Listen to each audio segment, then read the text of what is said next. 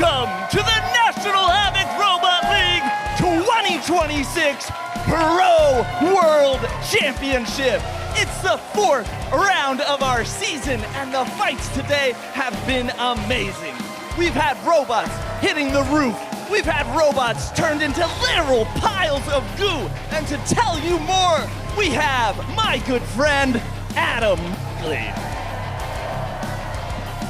Thank you, Sam, and thank you everyone for joining us here in Norwalk, Connecticut for tonight's final battles as we whittle down the top 8 in every weight class to one golden dumpster winner in each of 3, 12, and 30 pounds. We've been fighting all day long to get down to this, the top 8. We're gonna run through the 12-pound bracket first. We're starting off with Torrent versus Nightcrawler. We've got Blue Marlin versus Michael, Psycho versus Rinstorm, and Rory versus Pyre. But I am particularly excited for Blue Marlin in this bracket, who has been hitting harder than ever. They have always been stable, they've always been strong, but the weapon is on point today, and I think this could be the day they bring home a golden dumpster. But it's not all 12-pounders. Let's throw it over to Ricky and Dima in the booth to run through the 3-pound bracket. Thanks, Adam. I'm Ricky Willems. I'm Dima Papazian. And again, we are here in the play-by-play booth. We're going to be covering all of the action of every fight. And as Adam said, we have a bunch of incredible 3-pound fights lined up for you today, starting with one of the most intimidating 3-pound robots in the game right now, John Undercutter from Aaron Fan. This robot is taking up the mantle of Silent Spring, bringing you a Undercutter with non-traditional locomotion and shuffler drive, but he's going to have a long way to fight his way through this bracket. Starting with...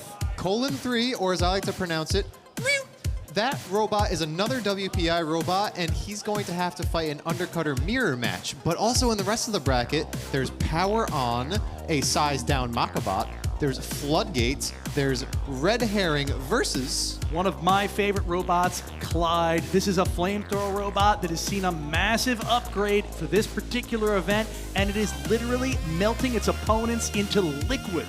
This is going to be a action-packed 3-pound bracket, and to boot, we've got a 30-pound bracket coming to you. Sam's going to tell you all about it right now. I am so excited for this 30-pound bracket. These are the big bots, these are the big hits, and starting at the top, we have the flamethrower of Kazah Ainz going against the big, heavy beater of Makabot. This one could be explosive. Kratos is taking on Tomahawk, the newcomer out of Lafayette. And then Parallax and Catharsis, Emulsifier and Sunray to round it out. This is gonna be amazing, but all eyes right now are on this Parallax and Catharsis match because this is loaded into the cage, so let's meet these competitors.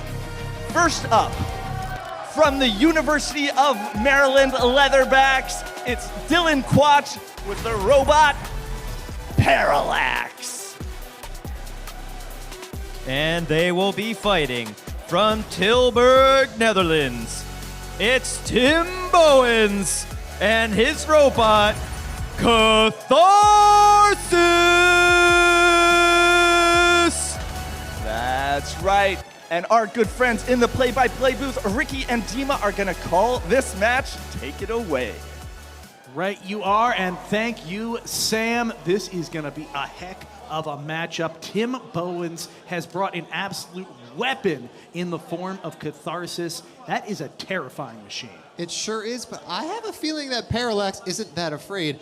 Fun fact, Catharsis is the current German 30-pound champion and has fought 3 times in China. Can he take a dumpster home here in the United States to make himself a truly worldwide competitor, world warrior? Certainly already a worldwide competitor. The question is, will they be a worldwide champion? And frankly, Tim Bowens has got the experience and the engineering prowess to deliver on that. The question in my mind is, does he have the driving experience against people with as much practice and a very different way of combat robot competition that are here at NHRL tonight? Catharsis build sheet brags about being a champion. It's got a hub motor weapon. all these facts, all those facts. Parallax's builder sheet for the bot fact says IDK, it's a 4-wheel drive vert. It belies probably a sneaky confidence. We're going to see it right now. 3, 2, 1. Fight, robots, fight. Quick start from Parallax. Oh, a nice hit there from Parallax, throwing Catharsis into the arena wall almost immediately. The weapon has stopped on Catharsis, and it is being juggled like a bowling pin. I'm seeing a twitching weapon, but no major movement for that orange disc. The wheels are spinning. Oh! As soon as the unstick was called, Parallax strikes again, doing major damage to Catharsis. Catharsis doing its best without a weapon, but this is going to be a really uphill battle for the next 2.5. It's spinning. It's spinning. It is? Well, just barely, just for a moment. Dylan Quatch is being absolutely relentless with Parallax here. Hit after hit, giving Tim Bowens not a second's respite. Dima, that weapon is spinning again on Catharsis. I think it was helped a bit by Parallax's weapon. It's going to have a hard time to drive without that fork to control gyro, though. This is an uphill battle for Catharsis. The right-hand drive is suffering. It's not moving anymore. A large gouge has been ripped in the rear of Catharsis. Catharsis is twitching. Its one wheel is working, but it's not going to be able to self-right. It has no unsticks left. Will it be able to move enough to avoid a count-out? Yes. Yes, it's still in the game, but not before another massive hit from Parallax. Safety first. Second thing is never give up. Catharsis just barely staying in the game. Parallax unsure what to do. Does it keep delivering blows? Does it keep delivering hits? Apparently so.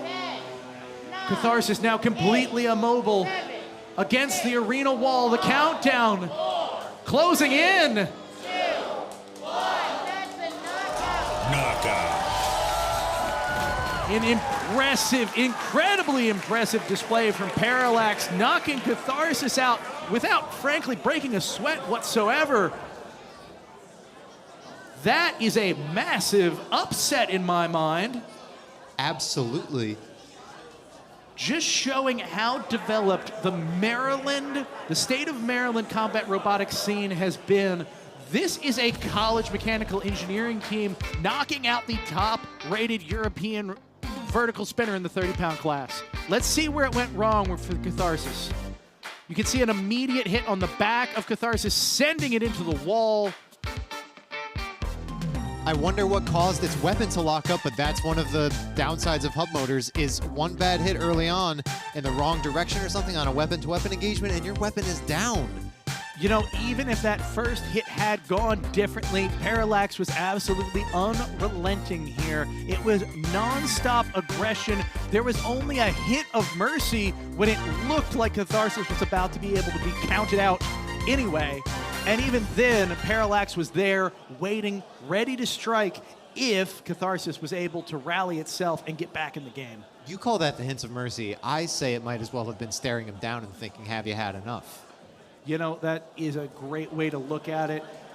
I cannot believe the intensity that Dylan Quatch brought to that fight with Parallax for a robot that is essentially new here. That is an absolutely unbelievable display of engineering talent and driving skill. If he keeps bringing that intensity, there might be a golden dumpster in his future. But like I said, that sort of sneaky confidence, he's so chill and so relaxed, but that just means that he has all the more focus and no energy to waste on being anxious. Well, we'll find out more, but let me introduce to you our wonderful new correspondent, Carly. Carly, what can you tell us? Hey guys, I'm super excited to be cage side tonight at NHRL doing the interviews. Tonight we've got Owen here. Owen, we hear this is a new bot, Parallax, for you in a new weight class. What was your strategy? How did you go about this fight? This fight specifically was just trying to drive as best I can and just try to hit the forks, hit the outriggers, because those were pretty vulnerable. Great. Well, I think you did what you achieved. Do you have another strategy going forward, or are you going to keep going with that one? Depends on who I'm fighting. Awesome. Well, thank you so much. This was a great fight, and good luck with the next. Thank you. Awesome. And we're going to take it away to the booth with Ricky and Zima. Thank you, Carly. I love that cage side insight really captures the spirit that comes out of these matches, the excitement, but at the same time, the nerves that go along with what you've just signed up for. You might win a fight, but that just means you got to stare down the next one all the way to the golden dumpster. You got to be a real fighter to enjoy this sport because the reward for winning a fight is more fights. We've got a real fighter entering the arena right now in the form of Emulsifier. Emulsifier has been a terrifying presence here at NHRL, event after an event, and they are going up against Sunray. Sunray does not have the sort of prestige of Emulsifier, so much experience on that team, but Sunray made it this far for a reason.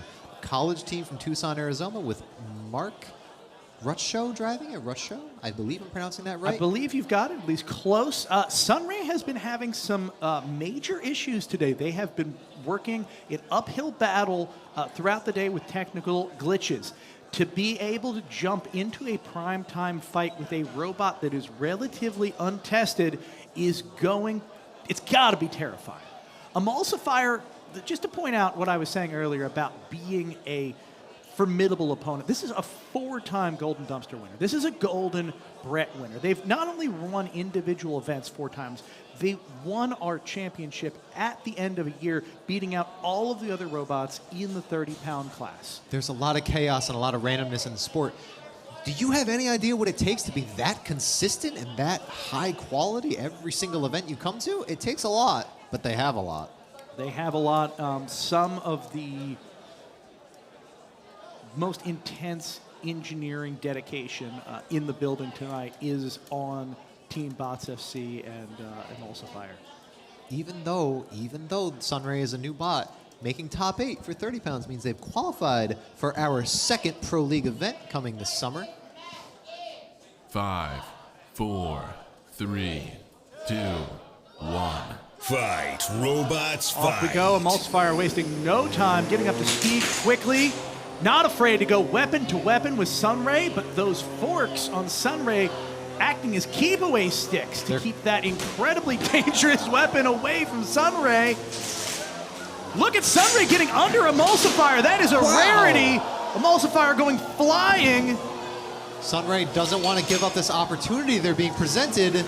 This is an incredible opportunity. I see a belt laying loose on the floor. Dima, that was the weapon belt off of Emulsifier. They got a lot this less to be scared suddenly of. became Sunray's game. Emulsifier has 2 weapon belts. You can see one of them on the robot still, but not where it's supposed to be. Another one shorn loose entirely. Oh, and now Sunray is having drive issues on its left-hand side. Yeah, I feel like Emulsifier is trying to use their drive to smash them up against the wall as much as they can. Something might get locked up in the process, or heaven forbid, those hinged forks get them stuck in the kick plate. Look at those hinged forks. The bolts have been cut loose, and now Sunray's not moving at all. Is this, yeah, this is a stuck, there we go. Forks out of the kick plate. Don't let that happen again, because you only get one unstick. Nice. This is where the traction of those belts on Emulsifier could really come into play.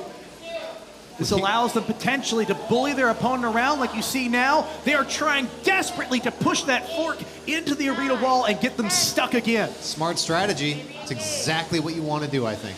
I don't think they have the pushing power to do it without a running start. They need to get behind Sunray and take them for a ride across the arena and let the momentum be the thing that pegs them into the wall. Smart play, but even if these pins don't lead to a KO in the kick plate, it prevents them from getting KO'd and taking more damage. That's 10 seconds that Sunray's not charging at you. Look at this bear hug from Emulsifier pushing Sunray up into the house spot and into the arena wall. This is the driving experience of Matt Borres on display. The experience in the arena here at NHRL, just helping him out on every level. Up against the house spot. The house spot could move just a little bit more. Sunray might... Is that a fork, though? The fork looks under it. The fork seems to have stuck itself under the house spot. You can see the FRC team just pointing at it, saying, just let him go. Knockout. That's rough. Wild. That is Some very strategic and impressive driving. But I gotta tell you, Dima, I don't think that's how Matt wanted to win that fight. I think that's a little too close for comfort. Yeah, I almost wonder if he's thinking that just exactly what we said. That was closer than I wanted.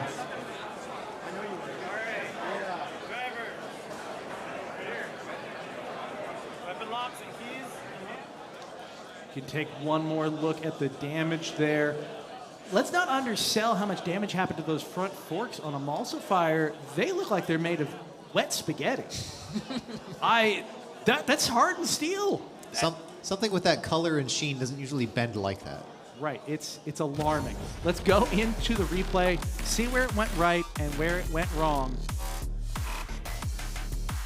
See, these forks on the front of Sunray, really effective at keeping the weapon of Emulsifier away, but they also prevented them from getting a clean shot on the underside of Emulsifier. They were able to get that glancing blow, I think, on the front forks, but that's not the same as a killer belly shot that they want to get.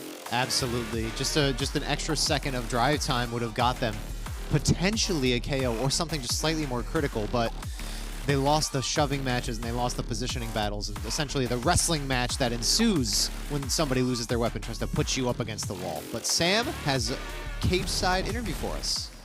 Thank you, Dima. I'm with Matt Borez, and Matt, that fight. How did your strategy shift once your weapon went down? As soon as I saw those belts broke on my robot, I knew the only way I could win that match was control and aggression, and I just stayed on them. I've got the forks. They mangled them pretty good, but I pinned them several times, and my hope was to get them stuck. And there's 20 seconds left, and it just so happened that was the outcome. And when we think of Emulsifier, we don't necessarily think of your control capabilities, but what about that bot makes it capable of winning a fight post-weapon? That's not the first time Emulsifier has pulled that off without the weapon. Emulsifier is a good control bot with the forks or the wedge. It has the ability to control the opponent, push them around. There's a lot of power in the drivetrain, and that really comes in handy in situations like this. All right, well, thank you, Matt. Looking forward to your next match, and to you, Adam. Thank you, Sam. Wow, what a fight. As a member of Bots FC, I was excited to see Emulsifier take home the victory, but that was quite a surprising one. I don't think I have ever seen Emulsifier lose both belts like that on the weapon. A stunning hit, but Emulsifier showing the veteran knowledge there and able to stay in the fight, stay calm, make the opponent lose their unstick and take home a knockout victory. Not how you expect it, but that's the difference between experience. And we have our next fight loading in. I can hear MIT cheering it on. Let's meet these competitors as we have first up from Cambridge, Massachusetts, and the MIT Combat Robotics Club. It's Elijah Haga and Kratos!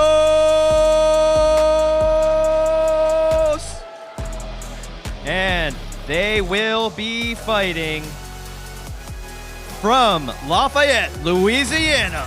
It's Noah Grabert and Tomahawk. And to call this fight, it's Ricky and Dima in the booth. Thank you so much. This is a fight I have been looking forward to, but perhaps with a bit of morbid curiosity. I think all curiosity in this sport is morbid because you want to see something explode, don't you? I certainly do, and I gotta say, the Tomahawk team here, Noah and company, have done a wonderful job. They had some major damage. You can still see the remnants of that on the back. This is a robot that has taken major, major damage. It's still in it. The fact that it's still here at all is impressive. I don't know how they're going to do against Kratos. Little factoid, I should tell you that this is Kratos' first fight of the day. 4, 3, Wild. 2, 1. Fight, robots, Away fight. we go. Let's see how Tomahawk stands up to the God of War. It's a great start. Hey, they're still moving. That is still spinning. It does look like it ripped the belt from Tomahawk's weapon. Tomahawk's weapon almost immediately. Yeah, and that thing ain't spinning back up. Kratos upside down and being pinned into the wall by Tomahawk. A wild turn of events. They're keeping that pin going as long as they can, but Kratos is not spinning. They're going to have to use their unstick to get out of this jam. Of course, here's the unstick. Oh, the unstick is completed, and Kratos is spinning again. Oh, a nasty hit. But Kratos has got to be careful. They're going flying with each one of these exchanges. Tomahawk looks like it's bending at the front somewhat, but all it needs is for the chassis to survive a couple more of these hits if it can knock Kratos back onto a kick plate. Kratos isn't taking any chances. They're deciding to be a pushing bot for a moment. Look at the top plate of Tomahawk. Tomahawk is upside down. They are not an invertible robot. Kratos is taking the opportunity to absolutely disassemble Tomahawk. Oh my God, I did not foresee this going that way. No! Wow! In robotic intestines, Disemboweled. litter the arena. 3, 2, 1, that is a knockout. The aluminum frame of Tomahawk has been bent like silly putty. Just a little off the top and out of the middle, if you please. Elijah and Kratos. Not the dominant performance that we expected, but certainly the dominant ending that we predicted. Sorry, give me a second. Sounds like everyone's happy cage side. Let's go into replays, see some of these moments play out all over again. Take a look at this first exchange from Tomahawk and Kratos. A massive hit that dislodges the weapon belt on Tomahawk. But that weapon spins down relatively quickly on Kratos. They're not keeping it full blast. And then once it's upside down, it doesn't self-right in the way that we're used to seeing from this robot. Absolutely. And we saw that the kick plate moment that required an unstick, and Tomahawk was clearly trying to get another one of those, but before that could happen, the aluminum chassis that got loose and the front and the top started coming off, and it sort of went on its side for a moment, and then there was a big timber moment where it fell on its head, and all it takes is just bounce you around a couple times and all your guts are on the floor. And that's all she wrote for Tomahawk. All things considered, not a bad showing for a first-time robot team. Getting anywhere close to prime time in NHRL is no minor feat. No, they did that. That was not only a close fight, that was a close fight against a terrifying robot and 4th seed in bracket. Well, that robot is going to be going home in bags.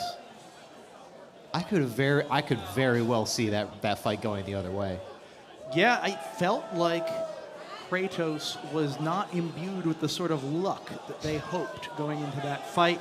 There were a few moments that were, again, as we were saying earlier, just too close for comfort for the much more experienced builders.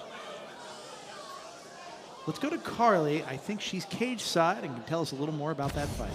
That was awesome. Hey guys, I'm here cage side with Team Tomahawk. That was kind of carnage, guys, but pretty awesome. I gotta ask you, did you ever expect to make the bracket here, and did you ever expect to make it to Pro Tour?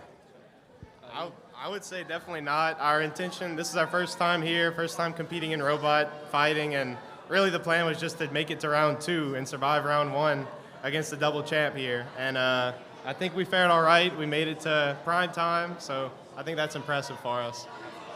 Definitely impressive. And I gotta ask, how's the experience been here at NHRL? It was great. I mean, good fights. Everything we got to do was amazing. I mean, but nothing beats, even losing, nothing beats, all smiles for getting to fight and just, even if we get destroyed. Not only just in the ring, but like the pit experience upstairs. Everybody's giving us advice. Everybody's so nice over here. It was like a blessing to be here, and we're just excited. Hopefully come back. Who knows?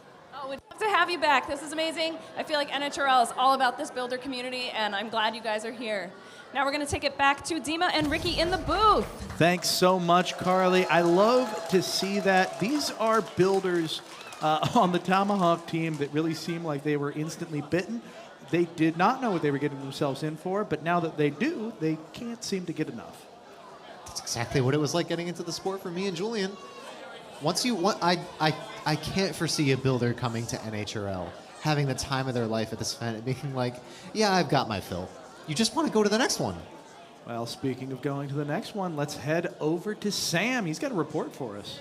Yeah, I'm excited to go to the next one, and I'm a little worried about it as well. Kazah Ainz is currently walking into the cage. They were tracing down a short, and it looks like they did it, so my update is no longer relevant.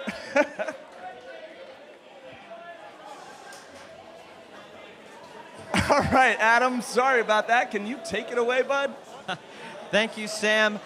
We are in for a great fight here. I am excited because we have a Firebot entering the cage. And let's meet them both. First up, from Norwich, Connecticut, it's Joshua Reinhardt and Kazah Ainz. And he'll be fighting from New York, New York, in Scrapyard Robotics. It's Max Renas and Makabot to the booth with Ricky and Dima to call this one. Thank you, Sam. We are still in the 30-pound, figuring out who's going to make it to semifinals or finals. Kazah Ainz, really, really terrifying robot, but I think Makabot has the weapon. Oh, you see that smoke? I do. That is not a good sign. We were told electrical gremlins earlier. We were told short circuits. This very well could be a symptom of that. 4, Smoke 3, before 2, the 1. before the fight even starts is not a good sign. But we're going. We're going anyway. Ooh, wow! We'll see if Kazah Ainz can get their weapon firing. I'm not seeing any fuel. I'm not even seeing an igniter. They're an effective ram bot, but I don't know if that'll be enough. It's proven to be enough in some of Kazah Light's previous fights. Wow! Makabot now struggling on its drive just a little bit. Something seems to be going a little funky. It looked like they had a wood chip in the kick plate, or maybe are my eyes deceiving me? I saw a little something stuck.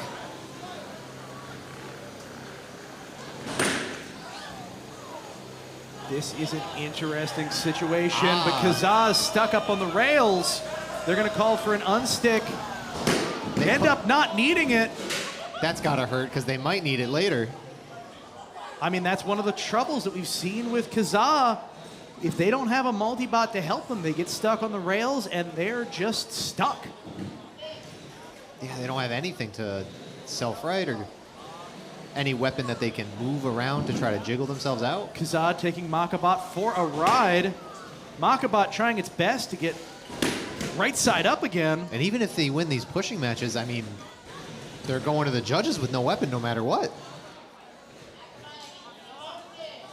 Oh, and now I don't see the wheels moving on Makabot. They're struggling to move at all. They are vibrating around the arena, but that is not the same. Oh, the wheels are spinning again!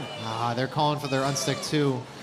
Same thing, they didn't end up needing it. They were able to show motion. They did, but this is still not a good place for Makabot to be. They are clearly struggling. What a strange matchup. Makabot is now motionless again. Their wheels are spinning on the, well, left-hand side, right-hand side of the screen. But they're not making contact with the ground, so it's not helping them any. They're going to be caught dead and counted out. 2, 1. That is So close. That is a situation we don't see very often. In order to start your match, you do need to have a working weapon. But Kazah entered the arena with a working weapon, and they just didn't start the fight with one. That, 20-second period before they puffed in smoke. A very alarming situation. If I am Joshua White now, I'm wondering what the heck happened. Yeah, he's thinking, what do I do now? What do I fix? What do I fix? I got to open this guy up.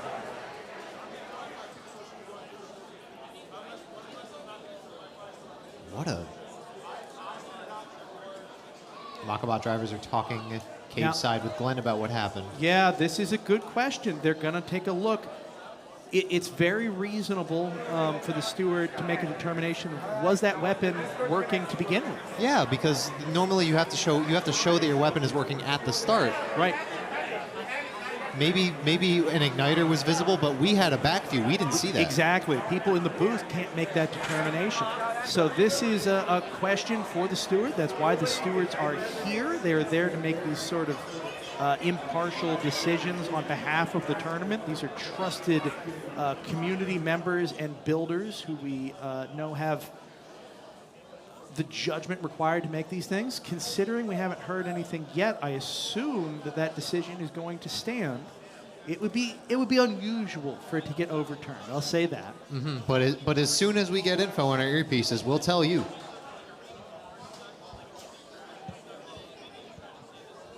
I will also say that generally speaking, there is an assumption of good faith and innocence here.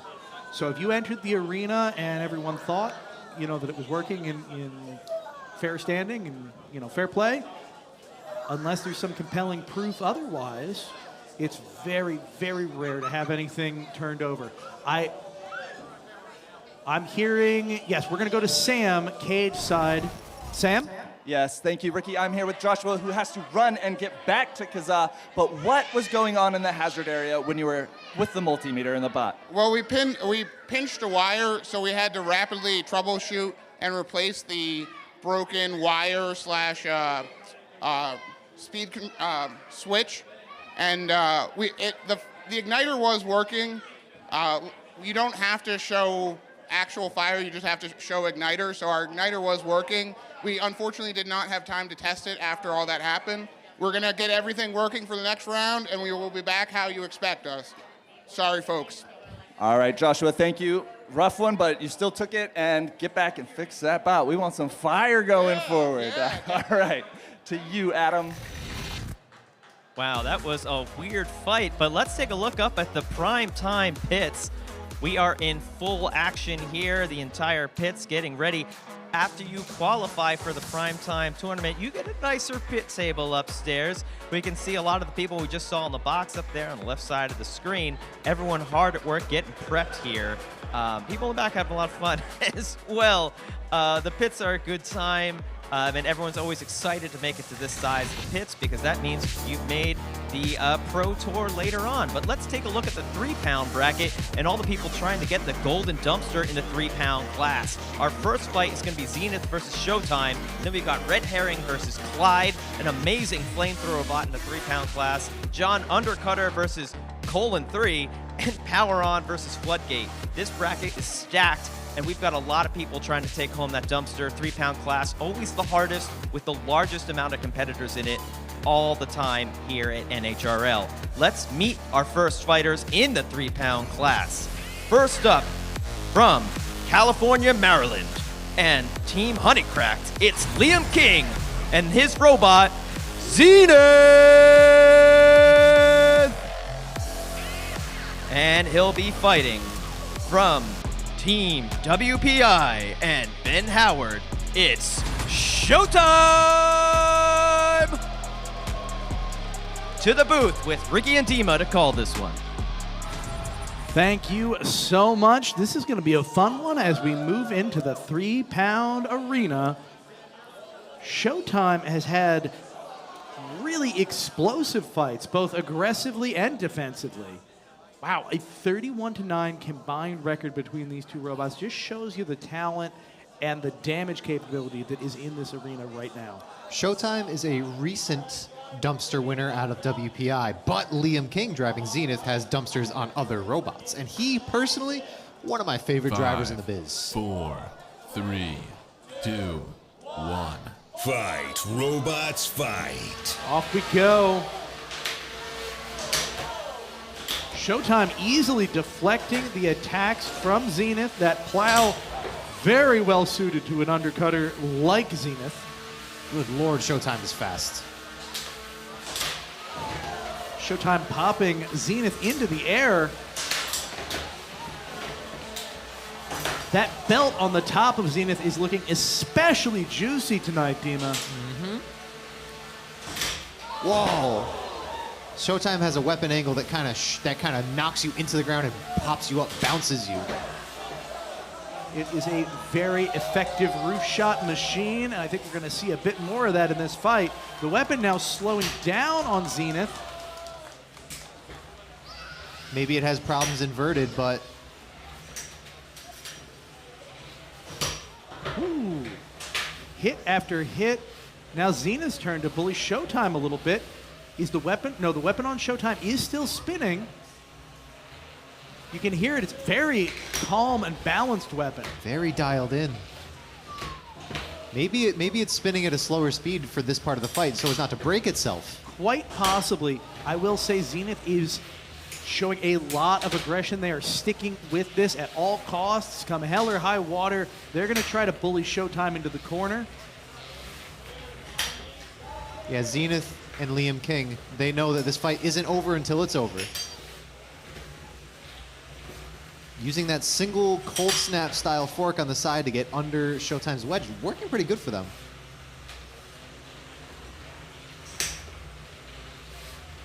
Very calm approach from Showtime. Now Showtime is starting to show damage on its right-hand side, not driving as well. You'll notice this when it tries to move in a straight line.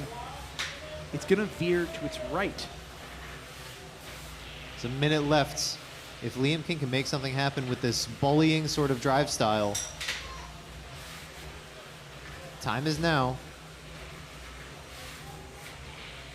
Liam is trying very hard here, and by and large, it is working out for him. He is preventing Showtime from delivering any of the damage that it wants to. Even when it does connect, it's only hitting the weapon blade, and now Showtime is upside down briefly. Last 30 seconds of the fight. Remember, without an active weapon, the best way for Showtime, or for Zenith to attack Showtime is this sort of bullying behavior we're seeing. It's not going to win them all of the judges' points, but it will help dramatically if this goes the distance. And go the distance it will as we come into the last 10 seconds of the match. And Zenith's driving could be all the difference they needed. Truly impressive showing. That is not an easy thing to do when you have a disabled weapon, and that is the primary thing facing your opponent. To be able to bully your opponent around the arena like that is incredibly, incredibly impressive. You can see in the right-hand corner, that orange circle, that is the weapon belt from Zenith. As I said earlier, incredibly juicy target, ended up popping off completely early in that match. I've driven against Showtime once, and I gotta tell you, it's not easy. No matter how the judges score this one, I would love for Liam to be proud of his performance today, because Showtime is it's a monster 3-pound robot.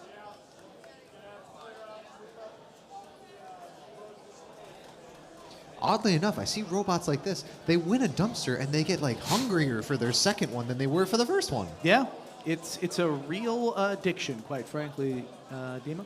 Tasting glory? Yeah, you know what it's like. You got to get back there. I know it all too well. Got to chase that subsequent high. And you can do it in a healthy, productive, if albeit destructive way here at NHRL. We can be productive and destructive at the same time. That's not what my mom says. A quick shout out to one of our senior cage managers, or our pro cage managers, excuse me. Tom with the broom. Thomas is just a pillar here among NHRL staff. Yeah, Nothing but good things to say. He's a staple himself. He's been here for my first ever NHRL and every single one after it.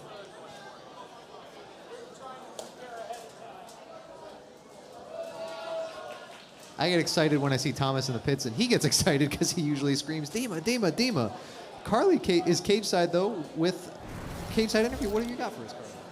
Hey guys, I'm here with Liam, and I just wanted to know, Liam, your weapon got disabled during that match. How does that change up your drive strategy and your drive style? Well, I mean, at that point, I had nothing to lose, so, you know, just shove the fork into him and try to control and, you know, basically just become a control bot, try and make him look like a fool, and, yeah, just go from there.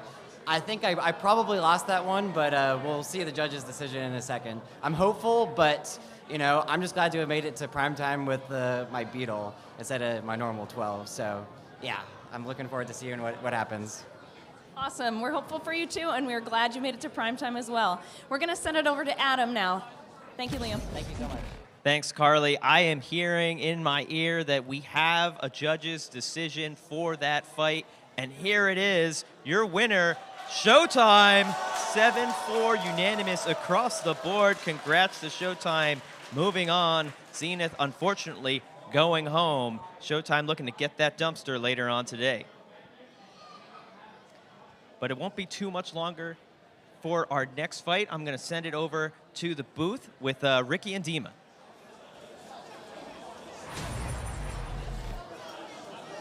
Thank you, Adam. We are having an Undercutter mirror match with these two that I was excited for. We have John Undercutter by Aaron Fan and Colon 3 by Don San Pedro from WPI. So WPI after WPI bots here in top 8.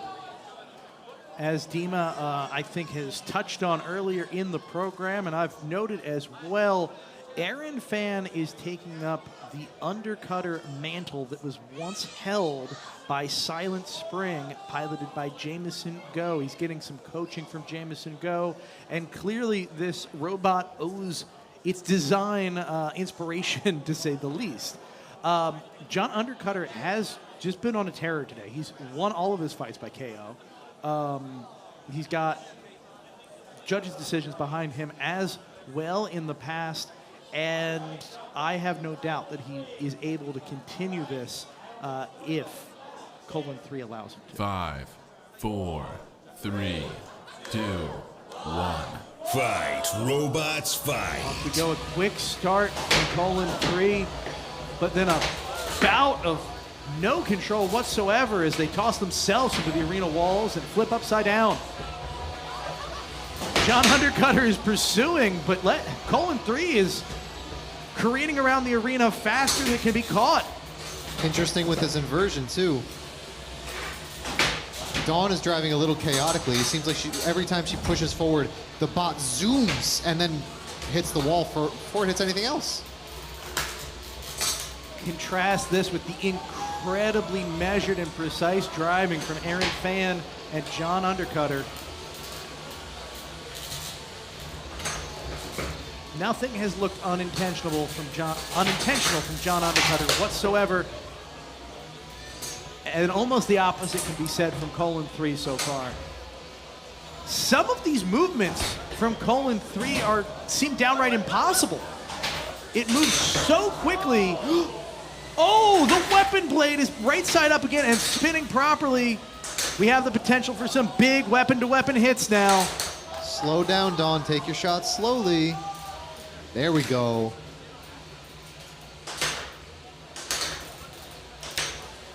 John Undercutter is very measured, but part of that is attributed to the shuffling mechanism instead of wheels. It can't go as fast as Colon 3. Not only can it not go as fast, but it doesn't get kicked back as far as Colon 3 does.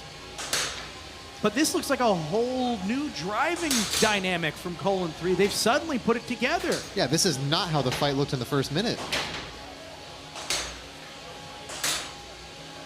Both of these robots very low profile. Strategic hit after strategic hit.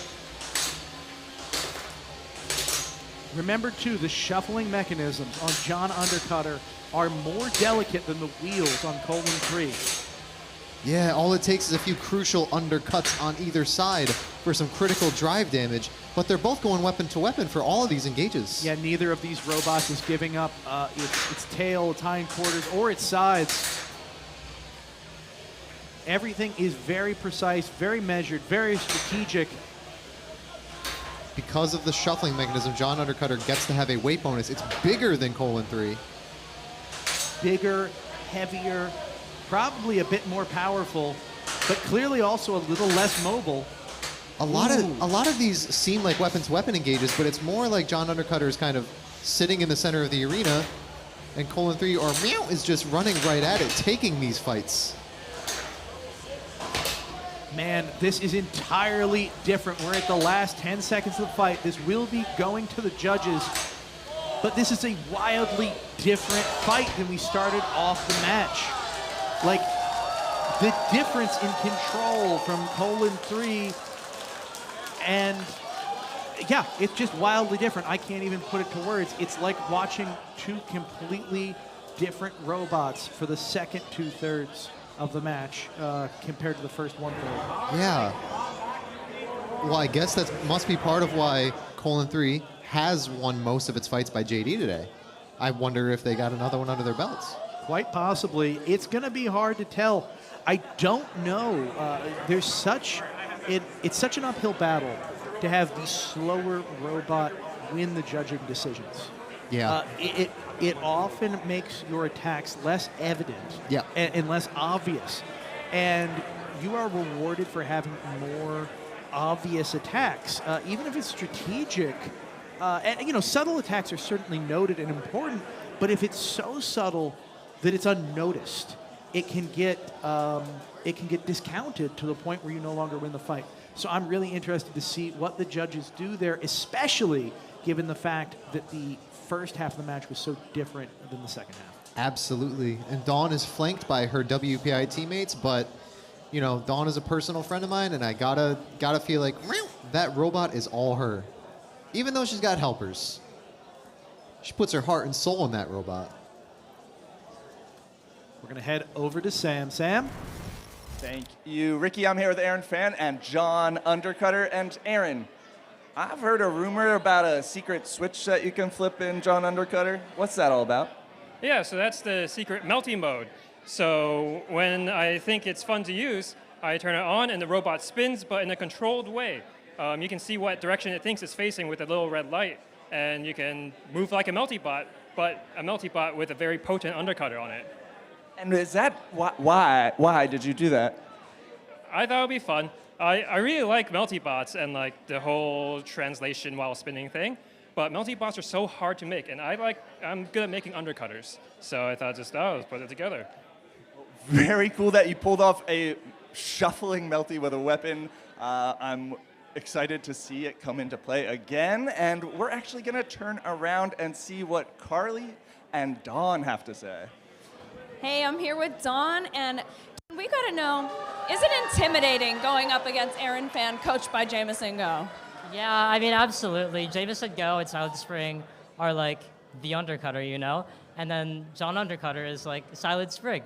So I pretty much think of Colon 3 as like the worst undercutter in pretty much every way. But I think I handled that fight really well, and I'm really excited to see where that JD goes. So yeah, I'm just happy to be here. So great, we're happy to have you here. And gut feeling, how do you think it went?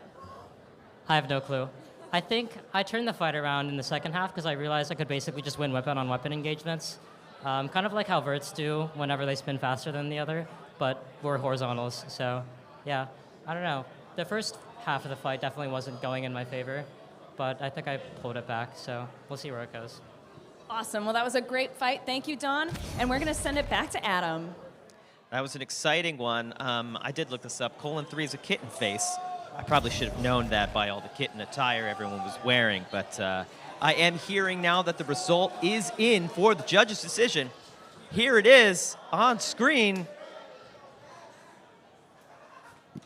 It's John Undercutter in an extremely close, unanimous decision. You couldn't have a closer one. 6-5 across the board. Sad for Colon 3 going home after that one, but a really good fight against a tough, up-and-coming opponent in John Undercutter. But John Undercutter is moving on and trying to take home the first golden dumpster with this new iteration of Silent Spring. We'll see how that goes, but that was a nail-biter. To the booth with Ricky and Dima for the next fight. Thank you, Adam. We are going right in it. We have Power On versus Floodgate. We just had Power On sized up in the cage as Makabot. It's basically the same bot, but smaller, so wonder if this fight's going to go different for Max versus Floodgate by Jeffrey Edge. Another WPI robot. WPI, Cornell, and a few other college teams have been absolutely littering our roster here today, and we couldn't be more happy to have them. Got a fun factoid here. Power On driver Max Reynos has a brown belt in judo, so he is no stranger to combat in several forms. Okay, kudos for your judo, Buster. I get it. Oh, look at that power stance. The power stance 5, is no 4, joke. 3, 2, 1. Fight, robots, fight. Away we go. Floodgate out of the blue square. Power On out of the pink. Massive hit from Power On. Slamming Floodgate into the corner and then getting stuck on the rails momentarily. Looking for that next hit. Trying to chase him down, but he's got a hell of a gyro. Oh, one of the beater bars has been split into pieces. The weapon on Floodgate has been split into two. I don't know if it can spin at all. If it can spin, it's going to be massively unbalanced. Right now, though, it's pinning Power On into the wall before getting knocked loose. These are some brutal hits. Even though they're not roof shots, there's a lot of shock in these. Power On able to get behind Floodgate. This is incredibly impressive driving to be able to, oh, look at this. It's walking its way, using its broken weapon to progress across the arena. And now Floodgate is up against the rails. Missing a wheel. It is pinned. It's going to go for an unstick. Unstick unneeded as Power On continues. It's an assault. Floodgate is not spinning its weapon. It does appear that it can, but with half the weapon missing, it would shake itself to pieces. And now Floodgate pauses for a moment as it's shoved into the rails. Things are starting to go wrong inside this robot. Oh, this is bad. No second unstick. You can see the weapon on Floodgate spinning harmlessly, not enough to progress it against the arena floor as the countdown starts. The wheels spinning helplessly. And that is your match. Your winner by knockout is Power On.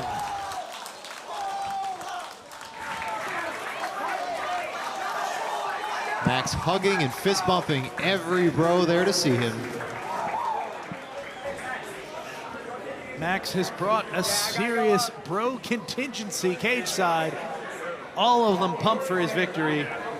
Brown belt in judo. He said, nobody's throwing me around the arena. That was another no mercy match. Look at those pieces laying beside Floodgate, ripped off by Power On over the course of that match. Let's go into the replay, see where some of this action took place. See this first big exchange. Power On looking for its opening, and there it is, throwing Floodgate into the corner of the arena. One more hit, and that is the hit that broke the weapon on Floodgate. You can see it spinning wildly after that point because of the, when you break a weapon in pieces like that, one side becomes unbalanced and it just shakes. Like when you've got a comforter in your dryer and it's too wet and it's just trying to rip itself out of your house. This is the robot equivalent of that experience. That's a ridiculous example I wouldn't thought of in a million years, but that's exactly what it's like. Let's go to Carly. She's got this excitement cage side from the winner. Max. I'm here with Max, and we got a question for you. Your next fight is up against John Undercutter. How are you feeling about that? I'm feeling pretty nervous about that one. I mean, it's kind of like a better Silent Spring. I think I got to prepare my wedge and just hope. Hope is good, and we're ready for this battle. I think we're going to see some really good head-to-head action. Well, thank you so much, Max. We're going to send it over to the booth. Thank you. Looks like we are taking a peek up in the pits right now. You can see Emulsifier being worked on relatively frantically. This will fit in there. I mean, they only got so much time. The expert on Emulsifier for our team is going to be Adam. Adam's going to tell us all about what's going on. Yeah, well, it looks to me like they're working on the power switches. You can see them mounted here on the side rail of the robot. Now, why are they working on the power switches after that fight? Good question. I'm not sure. I did hear in the last one they lost both belts when a fork got jammed up into the center. It's actually how they ended up losing the belts in that first fight. But didn't hear that anything was wrong with the power switches, possibly just a little bit of preventative maintenance as they get in here. There's a lot of emulsifiers up there generally ready to go. And usually the biggest thing is which forks are we going to put on the front of it for our next opponent. Not often repairing the power switches, but, you know, something new every event. All right, you think they're going to get it done, get it ready, get going in time? They always get it ready. Sometimes we get it ready cage side when the ref is counting down 5, 4, 3, 2 until we get DQ'd, but it's always ready. And Emulsifier is going up against Parallax next from the Leatherbacks team. Brand new robot. Yeah, I mean, Parallax kind of a little bit of a upset there versus Catharsis. I know both robots here pretty new at NHRL, but Catharsis came in with a lot of hype, looked the part early on, and then just got completely wrecked. So, you know, that's a little bit surprising coming into it. Emulsifier's been having an up and down day, so anything can happen. All right, well, let's meet our next competitors. We're headed back to Cage 2. First up, from Team WPI and Brighton Lee, it's Red Herring. And they will be fighting from Berlin, Massachusetts. It's Gabe Brown and Clyde. All right, to call this fight, we have Dima and Ricky in the booth. Take it away. Thank you, Sam. I know I'm really excited for this, but I think I'm not as excited as Ricky. No, you're not. I can't hold back my giddiness. Clyde has had such an upgrade here. Let's talk. Red Herring's driver, Brighton, has run robot clubs at Rose Holman and WPI. That is really cool.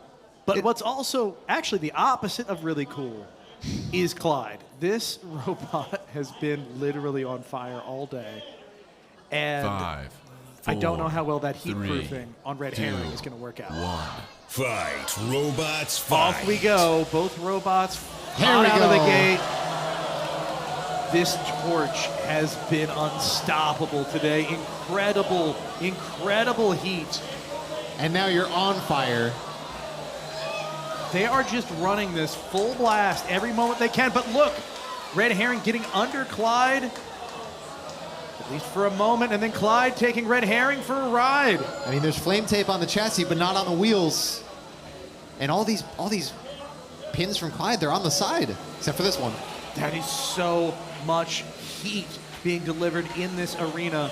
You can see the flame-proof tape is just being melted off, blown off of Red Herring. Red Herring is starting to drip red goo all over the arena, and a tap out. A tap out as Red Herring becomes a viscous pile of putty in the arena. Red Herring has become Dead Herring. Look at that! The side of Red Herring is unrecognizable. The front forks didn't get torn off the robot, they were melted off the robot. That is an unholy, hellfire-ish level of heat coming from Clyde. Gonna need some food truck chips to go with my fried fish in quarterfinals. That is some spicy salsa, Dima. Oh, the plastic is plastered all over the front of the house pot. Yeah, that's warrior paint right there across the face of the house pot. I mean, I was thinking smeared makeup, but you know, I'm just a girl. That's probably a better categorization anyway. It's probably how I would look like if I tried to put on lipstick. That's about how much I know about makeup, if I'm honest. Look at that. I have seen melted plastic all over the arena before. I haven't seen it there. What are the house pot's going to need a cleansing wipe after this, I think. Yeah, cucumber face mask will do it right up. Now, Clyde will tell you they're a glass cannon. A couple bad impacts on that mostly butane tank chassis could turn them into a fireball, but they did not give Red Herring the opportunity. That was about as perfect as you could draw it up for Clyde. There was exactly one opening for Red Herring to take in that fight, and they tried to make the best of it, but they couldn't parlay it into a series of hits. And as soon as Clyde clapped back with another burn, look, that robot is so hot that they can't even put the weapon safety in. One of the things about these plastic robots that's hard to say is that heat stays there. Let's look at the replay and see this burn in action. Right off the bat, a huge burn from Clyde on Red Herring, and that really set them up. You can see the entire chassis drooping already as they ran away, and then the fork just melting off of the front of Red Herring as it lays there. They're not just burning when Clyde is on. You see, the plastic in the assembly stays on fire. But Carly is cage side with the builders, and I think she has some more info for us. Carly? I do. It's hot over here because this team is on fire today. They have been doing amazing all day. But we got to ask, Clyde has really stepped up its game. What have you changed to be ready for this competition? We really took the engineering in our burner to the next level. We did a lot of research. We're both mechanical engineers. We don't understand aerospace things that well. But we've been trying to learn as much as we can, utilizing AI to kind of figure out what we need to know to really engineer our whole burner system to be as good as it can be. So I did a lot of optimization on the fan geometry.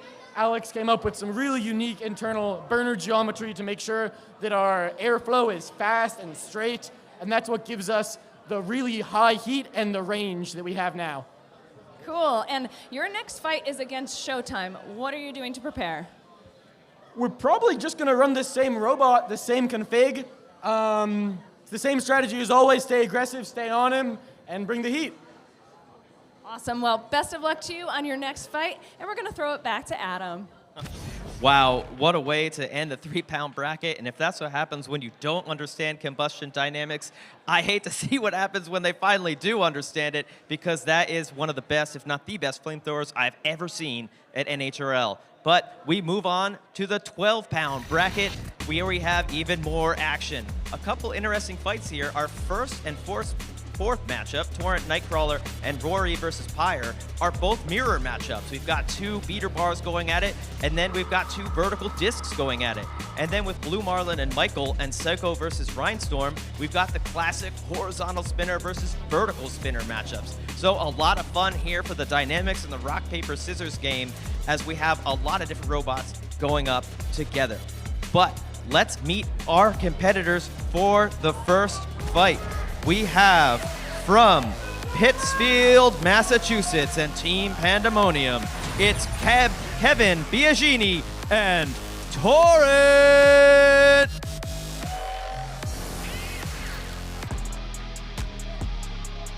And they'll be fighting from Boulder, Colorado, and Team Cosmos, it's Pete Covert and Nightcrawler.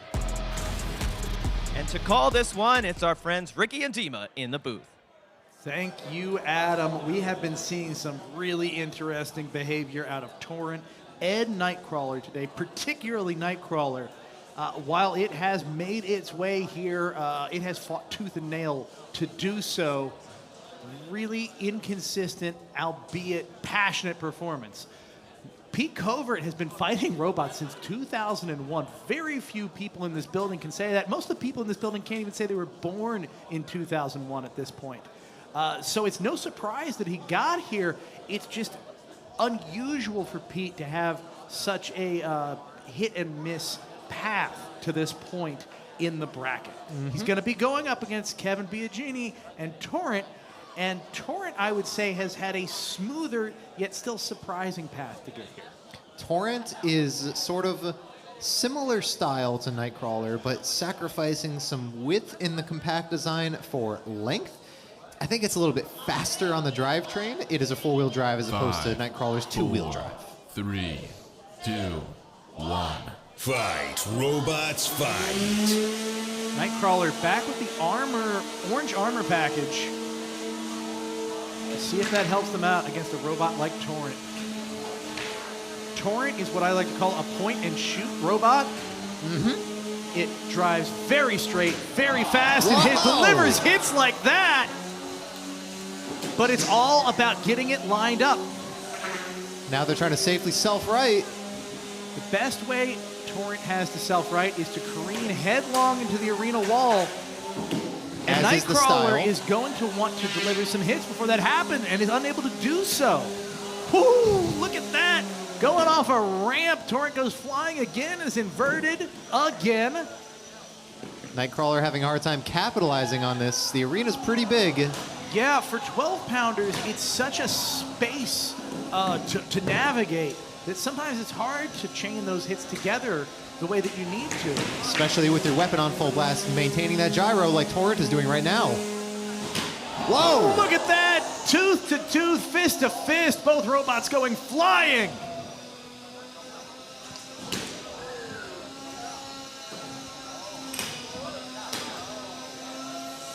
Oh my, I think I see a belt coming loose from Torrent. It is not where they want to be. Nightcrawler's getting some hits on the side, but they're very little without much bite. I can't tell if the weapon... No, the weapon is not spinning on Torrent. Suddenly, Nightcrawler becomes a heavy favorite. You can see the belt hanging loose from the front of Torrent. It's no longer point and shoot. It is push and pin. Nightcrawler's big old wheels prevent it from getting stuck on the kick plate. Whoa! This is Nightcrawler's game to lose for sure now.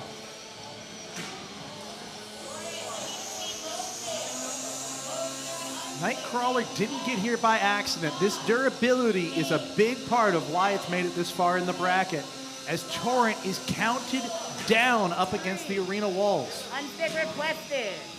Just in the nick of time, the unstick called in the house bot looking to free Torrent from the wall, and it does so. Oh, but now the weapon on Nightcrawler has crawled to a stop. You can hear some sad brushless motors trying their best to spin up a weapon, unable to do so. Nightcrawler still able to pin Torrent into the arena wall. 20 seconds remain in this match. This is likely going to go to the judges, but anything can happen in the last 15 seconds of the match. Anything can happen, but this is, I think, certainly going to be a judge's decision. It definitely will be now. The countdown has begun for the end of the match. Wow. Who won that? Legitimately back and forth. Certainly, it seemed as though Torrent had the advantage in the first minute. Nightcrawler came back strong. Now you can see after the fight, the prove it period, both robots doing their best to demonstrate any remaining functionality. This is when they can prove that certain things worked, even if it wasn't obvious at the end of the match. That last minute was really telling. Certainly, it eliminated Nightcrawler's condition advantage, and that's going to be a big deal with the judges. However, Nightcrawler still had a third of the match where it was trying its best, not that far behind in attack. Another third where it won, and then another third where it tied. So it's, to me, that gives an advantage to Nightcrawler in the attack category. Look at these hits, Dima. Yeah, this was what the first minute looked like, where Torrent felt really dominant, but then it started losing control even before the weapon went down. I'm glad we have these replays. I can make a bit more sense of these flurries that happened. We had a lot of head-to-head engages like that. There it is. That was the moment where the belt came off. I think you're right. They lost some control, and the ultimate outcome of that loss of control was a missing weapon belt. Yup. A real turning point in this match, right around the 2-minute mark. I really wondered. Condition, it looked like Torrent's drive was slow, but I don't know if anything was down. Well, it was also upside down when it was demonstrated. Yeah. So I think Torrent is always a little slow when it's upside down. It'll be interesting to see how they call that. Let's go to Sam. Sam, what do you got? Yes, thank you, Ricky. I'm here with Pete Covert, who just had an awesome match with Nightcrawler. Really cool. And at the top of the match, they said that you've been fighting since 2001. How have you changed as a builder over all these years? I've gotten a lot older and a little bit slower, but hopefully a little smarter. So the designs continue to evolve, and I continue to make them better year after year. And what keeps driving you to iterate, to make new robots, to keep going? This is just fun, man. You know, I just love it. It's been almost a lifelong hobby, and really enjoy it. I'm still learning every day. Every time I come to competition, new experience, new friends, new designs. It's a lot of fun. All right, well, Pete, the judge's decision is in, and by unanimous decision, Nightcrawler has taken the match. So congratulations, can't wait for your next one. All right. We are gonna send this one back to Adam. Adam, how you doing? I'm doing great. It's great to see Nightcrawler take home the victory there.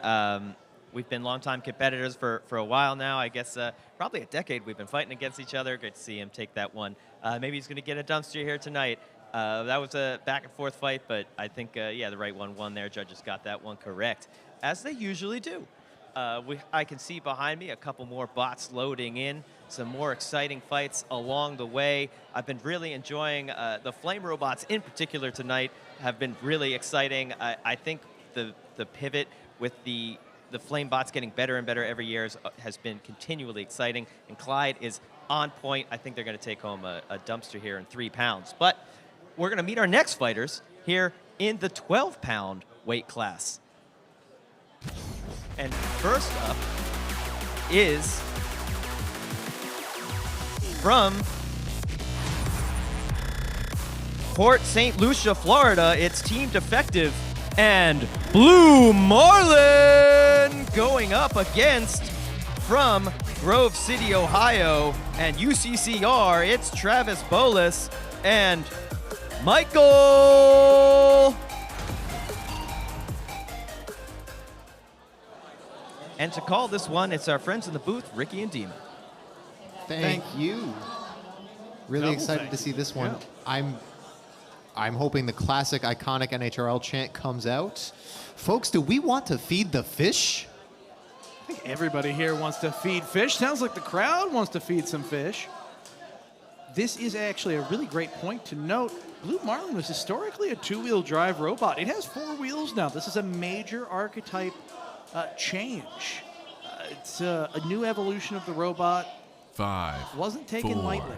3, 2, 1. Fight, robots, go. fight.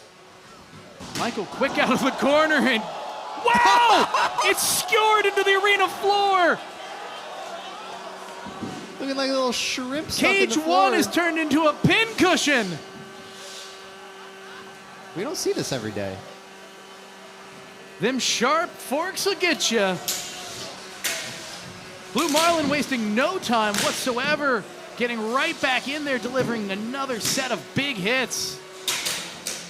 Oh, Michael slowing down there. Is that weapon going to spin up? Yes, Michael still seems totally functional, but not able to bring it up against Blue Marlin as they are stuck on the arena wall again. And I see smoke. Smoke has started to come out as they try to push themselves. That is the brushless motor for the weapon as they try desperately to push themselves off of the arena wall. Knockout. Wow. You can see it spinning helplessly as they're knocked out. Your winner is Blue Marlin.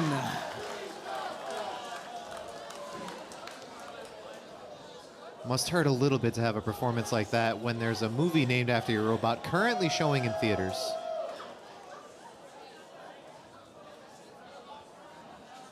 Look at that place they were left. That is an act of desperation. So they were trying desperately to use their weapon blade to push them off of the arena wall. But that weapon spins very fast. Very fast. And when a weapon spins fast, it also means that the motor, when it tries to push hard, sees an incredible amount of pushback. It stresses the motor very hard, and so you can burn up very quickly if you try to use it hard instead of fast. Look at that skewer. It's just so That's funny. the moment of the fight. Yeah, I can't help but laugh when it just sticks right. It just stops on a dime. I want the cartoon sound effect. I want to hear that fall from the sky and go boing. It's good to know you also have a cartoon brain, Ricky. I thought the same. I want full Acme Looney Tunes action in the arena at all times. And standing next to the arena is Carly. From Blue Marlin, with Blue Marlin. Oh. We want want I to can't know hear her. what is the things that you've changed to your design for this specific competition, because it seems to be paying off. Literally everything but the weapon. The whole robot is about 6 inches wider than before. It's got 4 wheels instead of 2 now. Internal layout's pretty much the same. Weapons all the same. And crucially, it does not have the front armor connected at the front anymore. Instead, it's got a little structural bottom plate there. And yeah, all of that goes towards getting a whole lot more reach, a whole lot more engagement of my weapon with my opponent, and that's paying huge dividends today. Awesome. And your next fight is against Nightcrawler. What is your game plan going forward?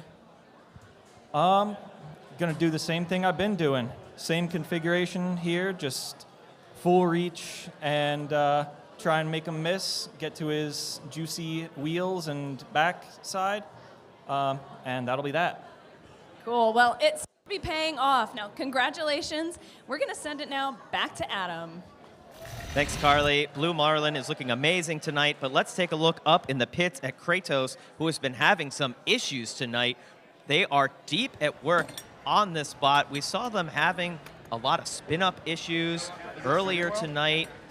They are deep. It looks like they're working on the forks here at the front, trying to get it back together. But it is hectic down there, a lot of hands in the robot, and it makes it tough sometimes when you have a larger team and so many hands get in there, you can't see what you're working on. Yeah, we're good. Oh, yeah, I see it. There's 2 in the middle. This one has all 4. In the meantime, let's meet our next fighters in the 12-pound class. First up, from Cambridge, Massachusetts, it's Jameson Go and Psycho!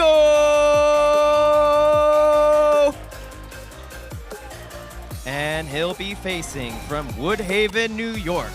It's Bobby Hahn and Rinstorm!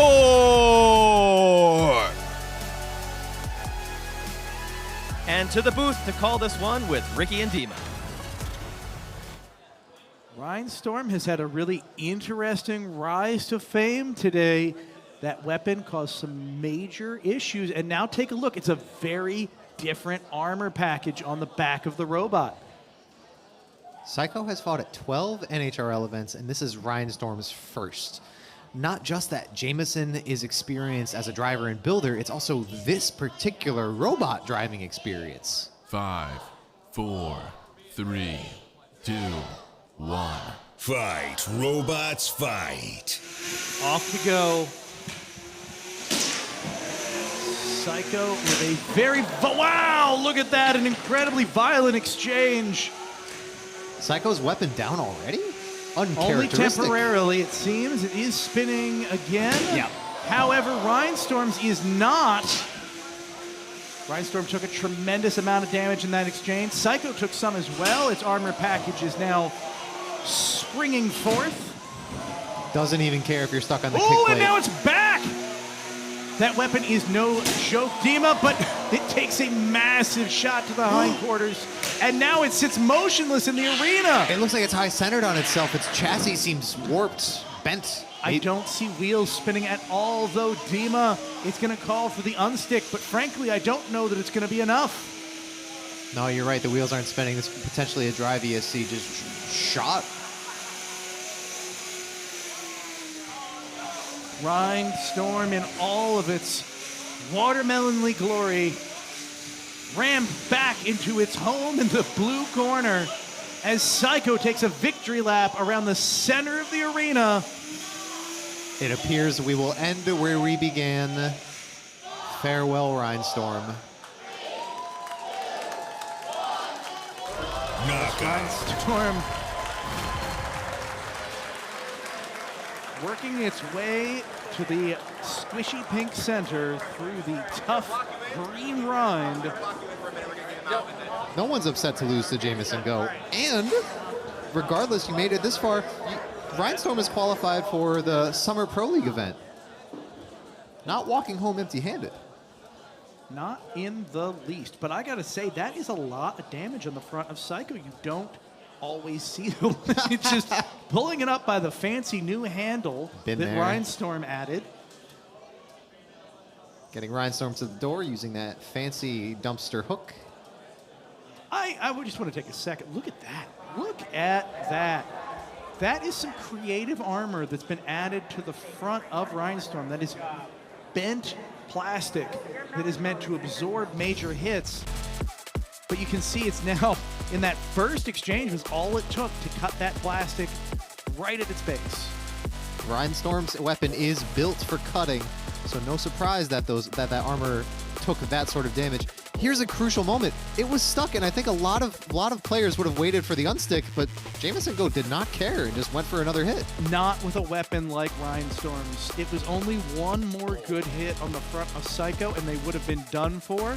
Jameson knew that, and he wasn't willing to risk it. Let's go to Carly. She's cage side. Yeah, I'm here cage side with Jameson. And another amazing fight. We saw some amazing ones earlier today as well. I want to know, what are you doing to prepare for the end of the night, and what are you doing to fix this bot? Like, what do you got to do in the meantime? Well, in terms of the armor package, I don't think there's any more horizontal spinners that I know about, so this served its purpose, and I got some good data out of this, so I had a good chance to run this. With regards to the rest of the bracket, I've got robots, I got parts, so let's make it happen. That's it. Let's make it happen. That is the motto here, right? Yeah. All right. Thank you so much. We are going back to Adam now. Thanks, Carly. Jameson is always testing his robots, always gathering data. I think I saw him just run in for a weapon-to-weapon hit just to see what would happen in that fight. But in the meantime, here's the MIT team deep inside their robot Kratos. We saw them working on the front of it before, and now they're working on the bottom. Digging inside here, looks like they're hooking up a battery. That could be a good sign. Generally, the last thing you do is put the battery in and bolt down that top plate. Kratos, it seems like you put the battery in and bolt down that bottom plate. So I think they are on their way to the test box, or maybe just to weigh in, but I think they got that back together, and let's see if that weapon works right in their next fight. Because if it does, it is scary. Let's go to Sam upstairs in the pits and see what he's looking at.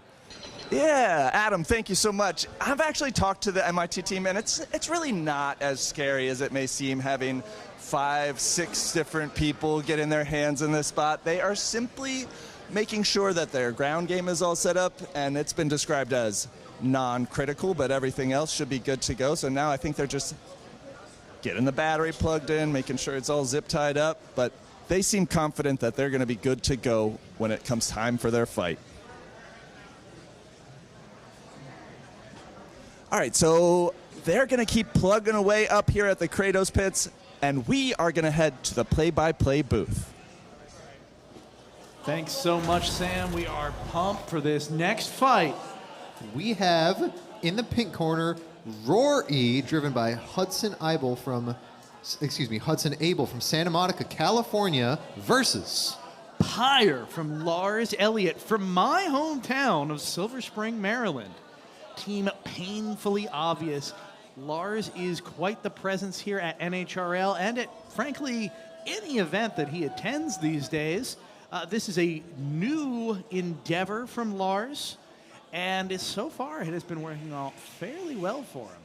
It's based on his 1-pound plastic ant-weight robot that is also incredibly successful, winning tournaments all over the place. Oh yeah, like I see Lars at a different event, and he's fighting in 1 pound and plastic 1 pound, and I see him win constantly. Yeah, well, he can't win constantly unless Pyre is up and running, and it looks to me that there are some problems cage side. Lars is going to go in for a power cycle, hopefully turning it off and turning it on again is all the repairs this robot needs. But we're all going to wait with bated breath until we find out. Quick little on and off, hope that does the trick. I really love this robot. I'd love to see it fight. It has a vertical spinner, but it also has a lifter surrounding the vertical spinner. You see those forks that are like up right now? That's a lifter, so it has 2 weapons technically. I saw some shrugging actions from Lars there. I don't know if those were, I don't know why it didn't work, or I don't know why it's not working. Oh, it appears to be the former. That's great. Yeah, like, I don't know what was up, but we're fine now. Like, come on, man. Why weren't you behaving? Now take a look at the back of Pyre. It's missing armor. It's going into this fight 5, damaged from its 4, last outing. 3, 2, 1. Fight. Robots fight. Both robots off to a quick start. Rory on the aggressing side of things, but upside down and taking an immediate hit from Pyre, who is launching it end over end over end over end. This is the Lars style. Here comes the juggles. Incredible combinations and a rush of flames and smoke into the arena as a battery ruptures. Rory is not long for this earth. Well, Rory is still moving for now.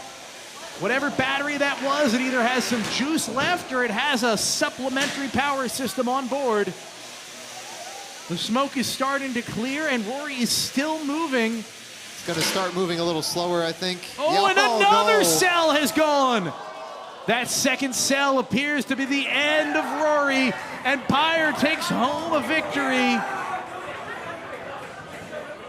We're speaking a little soon. Rory is still moving. Wow, it came back. It's still going. It's an unstick request. Wild. They're in it till the very end, whatever that end happens to look like. Tap out. The tap out has come. It's leaking smoke from every orifice. This is like an Applebee's in the 80s.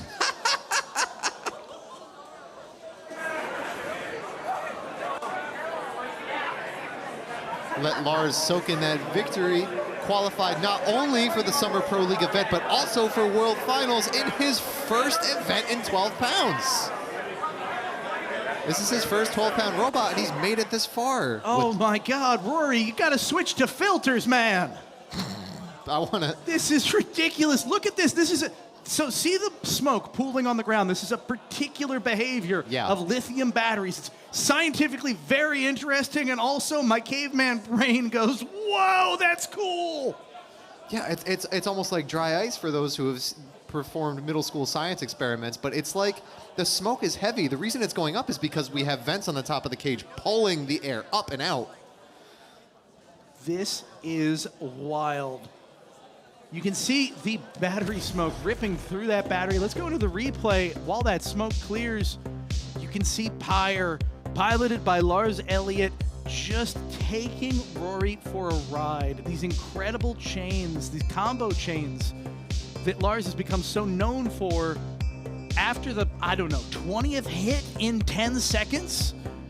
He's so good. Battery ruptures, and that's it. He's so good at chasing you down. It's like he knows where you're gonna land, no matter how far or where you're flying through the arena. He just catches you when you come down. Carly, cage side, I hope has some more insights for us. Thank you, Dima.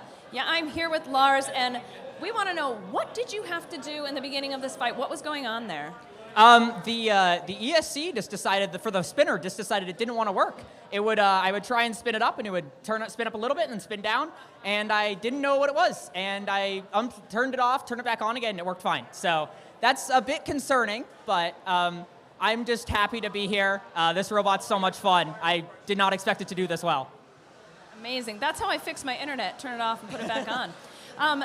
We also want to know, you're going up against Psycho next. What are you doing to prepare? What is the game plan here? It's always an honor to go up against something like someone like Jameson and some robot like Psycho. I'm fine with, even if I go out against Psycho, I'm fine with how well I've done. I just want a very fun fight, and Jameson's an amazing driver, so hopefully I'll get it if my robot performs well. But it's great.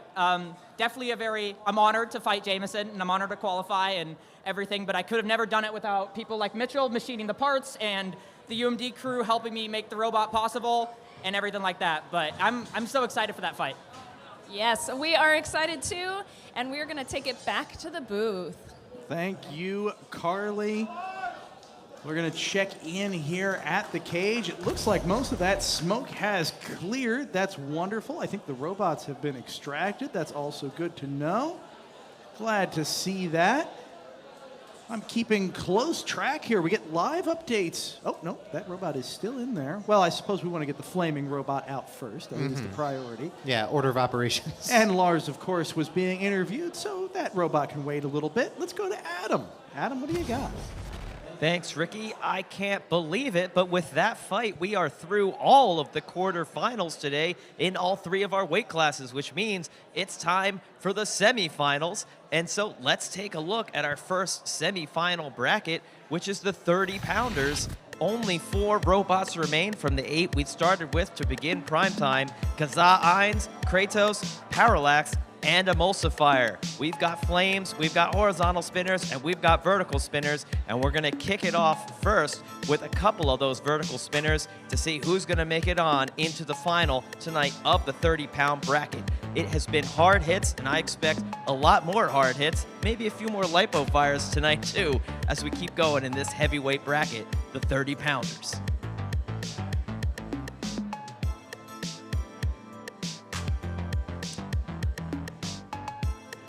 We saw Kratos in the pits putting the robot back together. They say it's good to go. That means all 4 of these robots will be fighting. We're not going to have any forfeits as far as we know.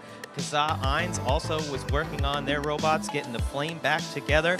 So we should have 4 100% ready to go robots in this weight class. The big bots, the biggest hits, the biggest arena here in Norwalk, Connecticut.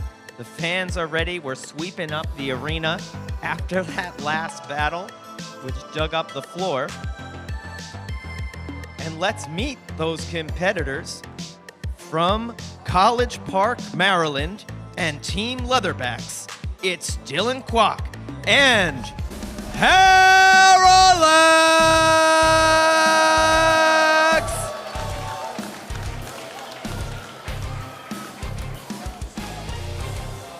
And they'll be facing from Hilliard, Ohio, and Team Bots FC. It's Matt Moores and Emulsifier!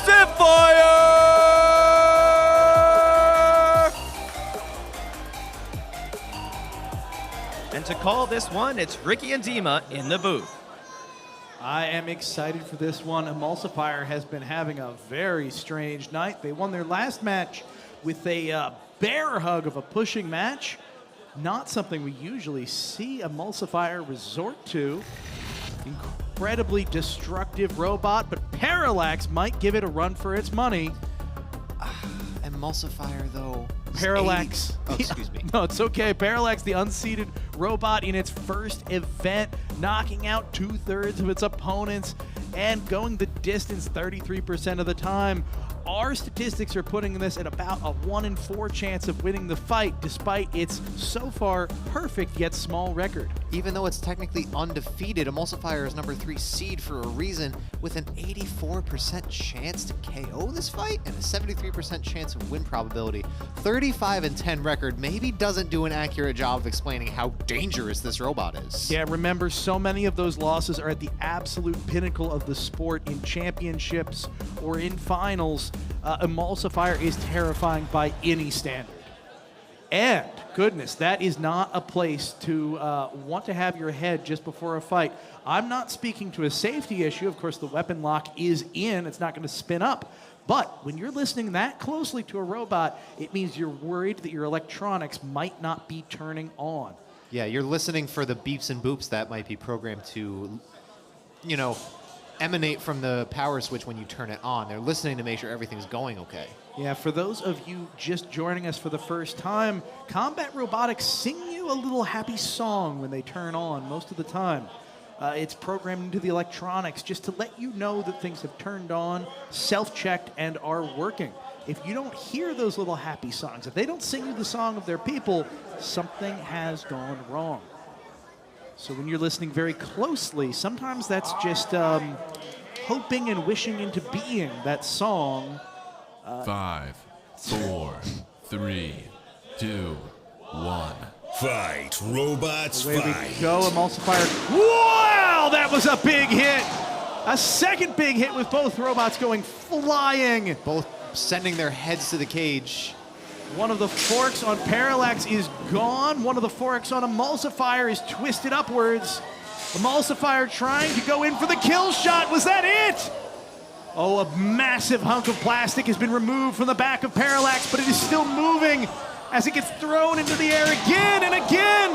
Now Emulsifier being thrown backwards. Neither of these robots has given up, but Parallax's weapon is spinning down. My God, these sparks. So much power in these robots. Oh, and the weapon is spinning again on Parallax, albeit slowly. Not losing this shoving match, though, even though it's missing a fork.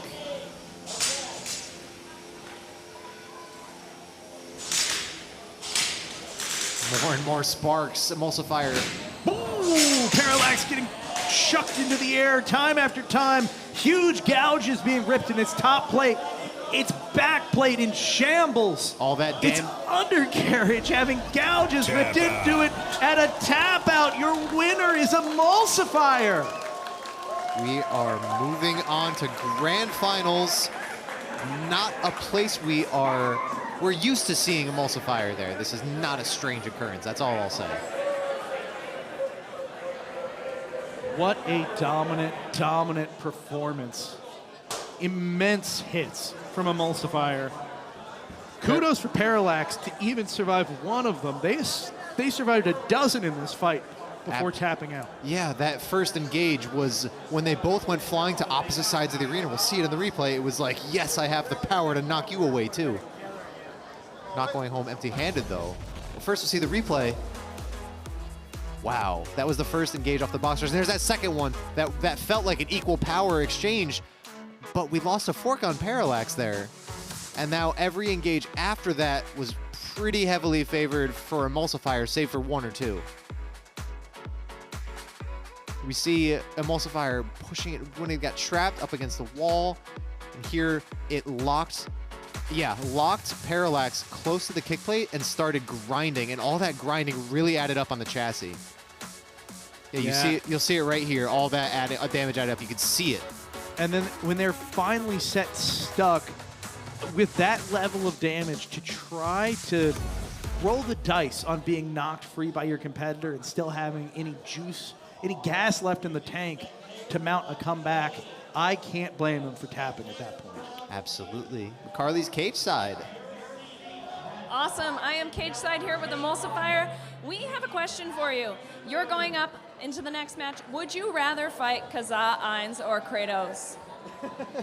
I have a long history fighting Kazah, and even though I think it's the harder fight, I want revenge on them. This is a revenge match. I love it. Well, we're going to take it back to Adam, but thank you so much, and good luck on your next match. Thank you. Woo. That's what we expect from an Emulsifier fight. Big back and forth hits, robots flying around the arena, and then someone going home in a bag. So that was exciting. I like seeing that as a member of Bots FC. But we've got more fights where that came from. And next up, we have flames in the arena. So first off, from Norwich, Connecticut, it's Joshua Einhart and Kazah Ainz.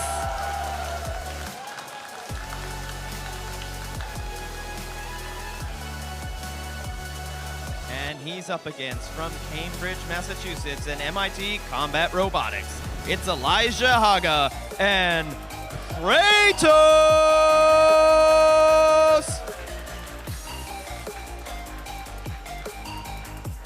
And to call this one, it's Dima and Ricky in the booth.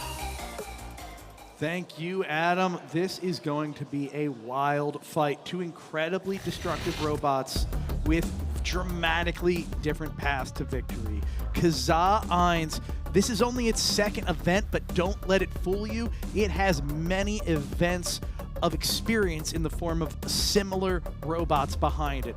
A 56 KO percentage and a 40% chance to go the distance, 90% win probability despite a relatively small but impressive record. Kratos is not far behind in seeding, seeded number 4th for a reason. It's a very chaotic and very powerful robot with a huge blade on top. That is sort of reflected in the record. Sometimes it may cause its own demise, but oh, when it works and when that blade is spinning full power, nothing wants to get hit by that. Now let's talk about why that might be confusing in terms of that 90 to 10% probability. If I had to guess how that was calculated, it takes into account two things. One, Kratos has a tendency to hit very hard, and if it doesn't knock out in a few hits, it doesn't knock out its opponent. Kazah Eins has historically been very hard to one-hit KO. It takes hit after hit after hit. You can beat it, but you have to wear it down, and that is not Kratos' strong suit. Secondarily, Kratos is a big horizontal spinner, and the ramp-like wedge on the front of Kazah is exactly its kryptonite. 3, 2, 1. Fight, robots, fight. Off. Relatively slow spin up from Kratos. I see the glow plug glowing and the flames. The fire tornado has begun. The horizontal spinner is going to be whipping those flames around with all of their force. This is an incredibly potent pin here. Look at all those holes in the top and bottom of Kratos. It is not meant to get direct flame content like that. The weapon looks down. Oh, this is a perfect barbecue. Joshua ramming its opponent up just slightly so those flames end up underneath of Kratos instead of just pushing against the side. The front forks on Kratos look like plastic, and they look like they're on fire after a couple of these. Look at the, oh wow. Listen, we know the work that team puts into Kratos. Those are a lot of custom-made parts, very expensive robot. I cannot blame them for tapping out. And, ladies, gentlemen, any other robot fan we have in the building or at home, that means we have a revenge story shaping up in the 30-pound bracket. In your finals, we will have Kazah Eins facing down Emulsifier. I'm really excited to see that. I could not imagine a more even match in 30s. Those are the two most terrifying robots I would pick. The only other I might pick is Kazah as a multi-bot, but it's just as terrifying as a single bot. He's proving that right now. This is the matchup that Matt Borez of Emulsifier has been asking for. Let's see how it came to be. You can see a few glancing blows from Kratos on Kazah Eins, and then the flames start. Yeah, and you can see the weapon like whipping away the flames, but something brought that weapon down. It was down by the time the second flame started. I gotta assume the first flames are the ones that did it. It just seems like the weapon on Kratos can spin up really fast and hard, but as soon as it makes contact, it needs a little bit of a break. Yep. And a robot like Kazah Eins can take those glancing blows, slow it down. Woo! Horrifying. We don't see black smoke all the time. No, black smoke is often a electronics problem, especially when it's that level of brief, so youch. They had just opened the cage, too. Yeah, that is a face full of black smoke for our safety workers. We're going to wait for that to clear for a moment. I say that it looks like electronic smoke, but it does appear to have emanated around the motor. Now, there's an interesting thing about Kratos. They have a custom wound motor. So it's quite possible that that black smoke is a result of custom motor windings, basically, that might burn a little different than we're used to seeing in off-the-shelf motors. Let's take a, we don't usually replay things outside of a fight, but let's do this. You can see the, as soon as that switch gets touched, it erupts in smoke. There must have been some loose wire in there that was pushed. Yeah. Something happened that was caused by the effort to turn the robot off. That is so unusual and such a dramatic outcome. Let's go to Sam. Yes, I am here with Elijah of Kratos, and well, the match was the match. Yeah. But the post-match, what the heck happened there? I'm assuming something got like burned up in electronics during the fight, maybe like the insulation somewhere. And when I touched the switch with the screwdriver, it probably shorted through the weapon and burnt something out. So. All right, well, that makes sense, and a tough way to end the day, but a great run from Kratos today, so congratulations, and I'm excited that you've qualified for the World Championship, and for Pro Tour in the summer, and we are sending it to the play-by-play booth. Thank you, Sam. We have our 30-pound grand finals decided. It is Kazah Eins versus Emulsifier, the revenge story that you were just talking about. I am hyped for this, but I gotta admit, nobody in the building is more hyped than Matt Flores. He has spoken about this as revenge. He has spoken about this as redemption. Emulsifier lost to Kazah not long ago. It just stole, if I'm talking from Matt's perspective, stole that victory right out from under their nose. And Emulsifier is going to pull out all the stops trying to take it back. Yeah, I feel like Matt isn't the only person who described that with the verb stole. Sometimes in sports you hear robbery. Whether it's via judge's decision or via a last-second critical hit, robberies occur in combat sports of all time. You know, you see it everywhere. I am hoping that we may see another one on either side. As long as it's a good show. As long as it's a good show. In the meantime, let's head over to Adam. That does it for the 30-pound semifinals. So let's roll over into the 3-pound semifinals, from the biggest spots to the smallest spot we got here. We'll take a look at the bracket and see how we got here. We've got 4 bots left. Showtime is going to be going up against Clyde, which has more flames than maybe anyone else here in any weight class. But that'll be our second fight with all the flames involved. Our first fight is going to be John Undercutter going up against Power On. So we've got a horizontal versus a vertical spinner. Let's meet our contestants. First up, from Arlington, it's Aaron Fan and John Undercutter.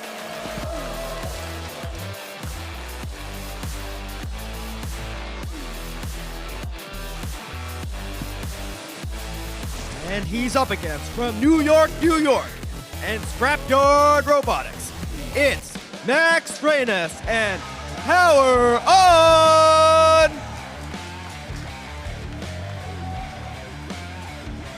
To the booth with Ricky and Tima. Thank you, Sam. Let's go right into the tail of the tape. The number 15 seed, John Undercutter, carrying on the mantle of Silent Spring. 3 events under its belt, 43% win percentage, or KO percentage, excuse me. 53% of the fights going the distance, and about a 1 in 3 chance calculated for their victory in this fight. Not sure I agree with those chances, because Power On, even though it has 11 events under its belt, this seems like a really interesting matchup versus an Undercutter versus a vert like this. You know what I mean? There's not a whole lot of protection on Power On, but Max Reynes is an amazing driver. He may be able to play around that lack of protection. Let me tell you what it's going to come down to, Dima. You see that small wedge on the front of Power On? Yep. As long as that can hold up, this is going to be Power On's game. But you did say that wedge was small. I said it was small. I said I'm going to go a step further. It is thin. That is not the most durable thing in the arena. 3, and we'll see if it bites him. 1. Fight, robots, fight. Lancing blow, immediate hit from Power On. Wow. Ooh, massive roof shot. Power On sending John Undercutter flying. But here's the undercutting happening in some vulnerable spots. Ooh, and Power On getting sent backwards. Both robots flying backwards in that exchange.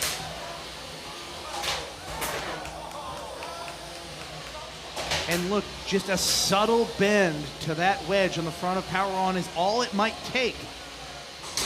Ooh, massive exchange. With John Undercutter upside down, this means weapon to weapon. But look, there's that wedge bent exactly as we predicted.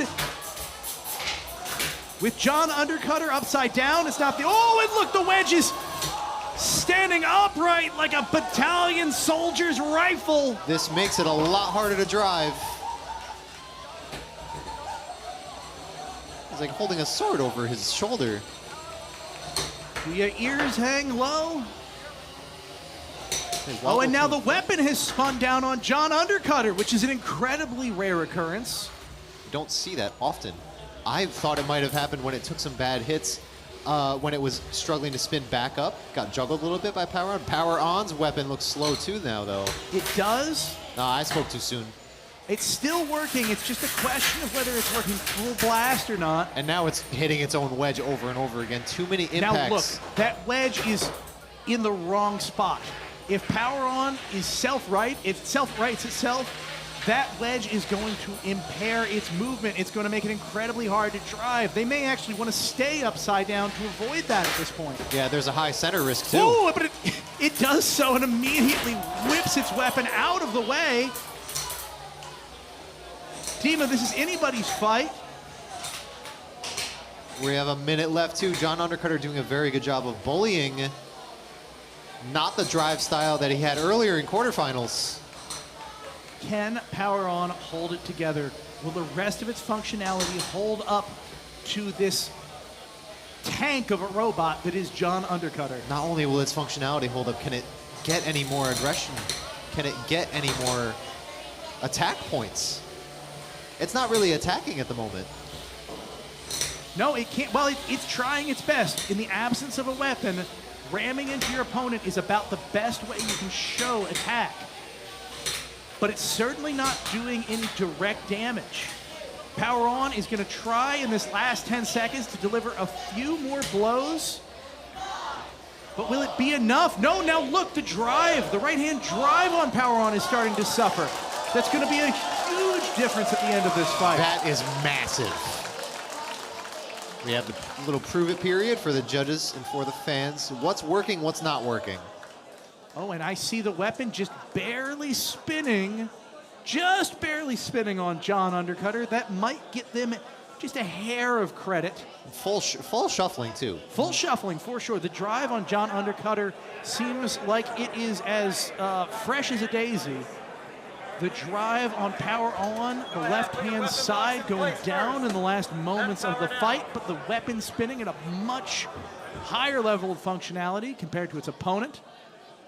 John Undercutter trying its damnedest throughout this whole tournament to prove that it is the Undercutter, the archetype, representing an entire type of robot. Let's go into the replays and see how this progressed. Now you can see this first fight is exactly what Power On wants. They want to see John Undercutter hit that plow and go flying, and they did so. But as these hits added up, one after another, that plow began to bend. As that plow began to bend, damage was incurred over and over again that allowed the plow to actually get bent up, as you said, kind of like a sword on the shoulder of a soldier.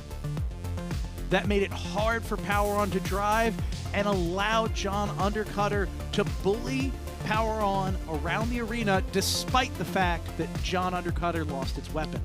Power On regained some control at the end here and was able to, you know, show that it was attempting to attack and run its weapon into them, but was it enough? I wonder. Very hard to say for sure. I certainly have my opinions, but for now, we're going to go to Adam, who's got a little more for us. Thank you, Ricky. As we watch the arena here get cleaned up, we're going to switch it up soon and take a look at the primetime pits, because at this point in the day, everyone's a pro at this. Even the rookies have had a full day of working in the pits. They are ready to go as we approach the finals in all three weight classes. You can see Emulsifier, all hands on deck there in the bot, getting ready for the 30-pound final. Some of these pits are starting to clear out, starting to pack up, because a lot of the people that started the night are out as we whittle down to just one robot in each weight class. You can see Lars there, looks comfortable, ready to go, fueling up. And we do have a judge's decision in that last match. It is a split decision in favor of Power On, who will be moving forward into the 3-pound finals. John Undercutter just couldn't do enough at the end of that fight to convince a second judge. That is as close as you can get here at NHRL 6-5, in favor of Power On. Wow, that was a nail biter. back and forth, tale of two stories. Sometimes you just can't bring it all the way across the finish line, but I think John Undercutter has nothing to be ashamed of. They came out here and put on a really good show. Power On's going to try and take it all the way in the next fight. The crowd. We've got Clyde coming up. All right. Well, we've got a cool match coming up. Maybe you could say it's a hot match coming up in Cage 2. That means we're going to have to move some of these stands back because Clyde, one of the gnarliest flamethrowers in all of fighting robots, is about to enter Cage 2.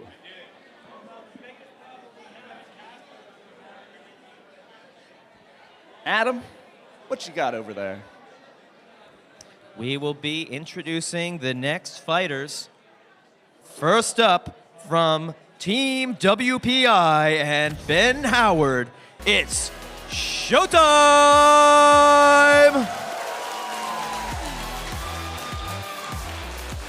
And they're up against, from Berlin, Massachusetts, it's Gabe Brown and Clyde!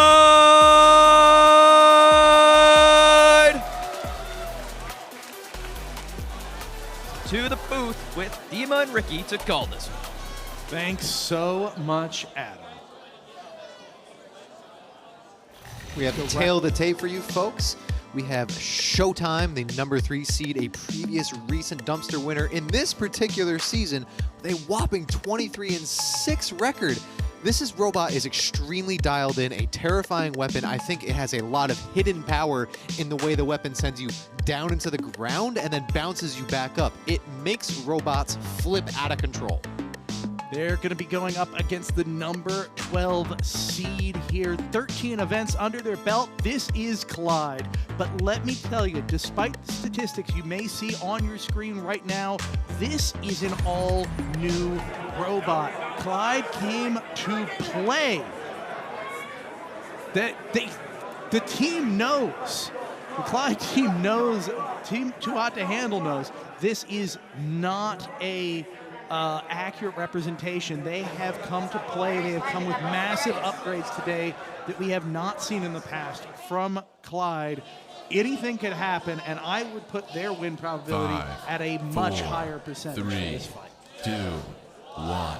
Fight, robots, fight. And we're off. Here we go. Flames any second now.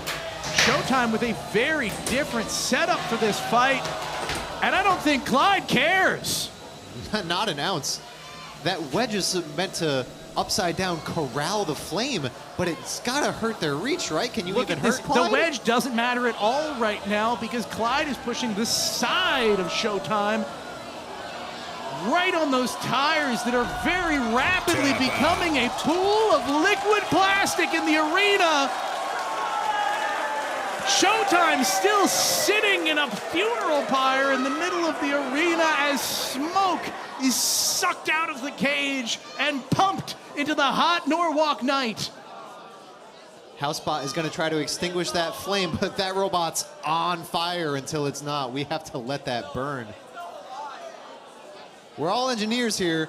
We all love our computers and our numbers, but Clyde just proved that numbers ain't the whole story. 23% win probability. Get out of here. There is a reason that we call the discovery of fire the dawn of man. And I think, oh my God, look at that angle. It looks like a chocolate dipped donut, not a wheel. Call up Entenmann's. We got some replays. Let me see that first flame again. Perfectly placed right on the first engage. We lock horns. I'm turning on my fire. Yeah, that wedge, I see what they were going for, but it made no difference in this fight. That wedge only works if you can keep it pointing towards your opponent, and even then, it only buys you a few seconds. And we didn't have a few seconds here. We had dozens of seconds of directed, incredibly hot fire. Look at that blue color in the center of the fire. That is the hottest point, and that's right where the wheels of Showtime rested. for a long and intense burn. Let's go to Carly. She's right by the flames, right by the action. I am right by the flames. You can smell them, right? That smells bad. It is incredibly hot. You guys are doing incredibly hot today. How are you feeling? Going into the finals, what are you going to do? We're so excited. The robot's working better than we ever thought it could. Wanted to give a shout out to our mom. Birthday today. Happy birthday, Mom. We know you're watching at home. We love you, and yeah, happy birthday. Aw, Mom, happy birthday. The greatest gift would be if you guys won this finals, right? Oh, yeah. Also, you are up against Power On. What are you going to do? What's your game plan? We're pretty weak to beater bars. It's hard for us to pin them. They bite on our forks. So we're pretty nervous going into this fight. But if we can get some good pins, I don't think they'll last long. It's just a matter of getting those pins. Well, I sure hope you get them. Thank you, guys. Really looking forward to the rest of these fights. And now we're back to the booth. Thank you, Carly. Here's the updated bracket for you. Our grand finals has been decided. Clyde versus Power On. You can see how Primetime has gone to this point. John Undercutter won the mirror match, but it lost to a beater. Power On beat Floodgate and eliminated another WPI robot, but it has to go up against Clyde. We'll see if the matchup really matters. We will see, and Adam will take it from here. Wow, I think we'll finally get the answer in that 3-pound final. Can anyone stop Clyde? They've been unstoppable today. Insane flame power. We've seen the 30-pound semis, we've seen the 3-pound semis, and it's time for the 12-pound semifinal bracket. We've got Nightcrawler going up against Blue Marlin. I can already hear this crowd starting to chant, "Feed the fish" in that one. And then we've got Psycho going up against Pyre. Hard hitters in the 12-pound bracket. A great weight class filled with field styles for both 3 pounds and 30 pounds, duking it out. And our first fight is loading into the box right now. Let's meet those contestants. From Boulder, Colorado, and Team Cosmos, it's Pete Covert and Nightcrawler!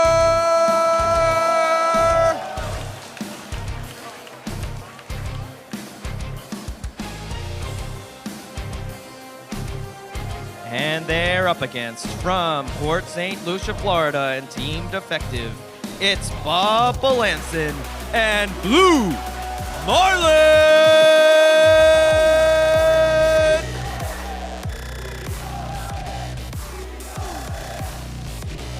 Ricky, Dima, feed the fish.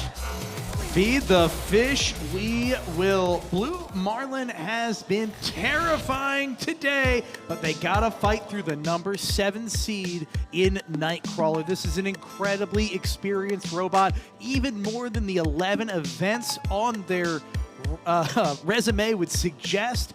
A 22-18 record, but this builder has been fighting since 2001. 71% KOs, and we have a roughly 1 in 4 win probability. Blue Marlin has a 16-9 record, has been to 6 events, but this is not the Blue Marlin we're used to. This is a 4-wheel drive, much bigger Blue Marlin, and it was big to begin with. It has looked like an unstoppable bully today. It pushes you around, and its weapon, though it looks small, really powerful. It's going to be a heck of a matchup. We've seen wild things out of Nightcrawler today. We'll see if Blue Marlin can take advantage. 1. Fight, robots, fight. Very intense attack from Blue Marlin, going in for the kill immediately. That second strike connecting a major hit.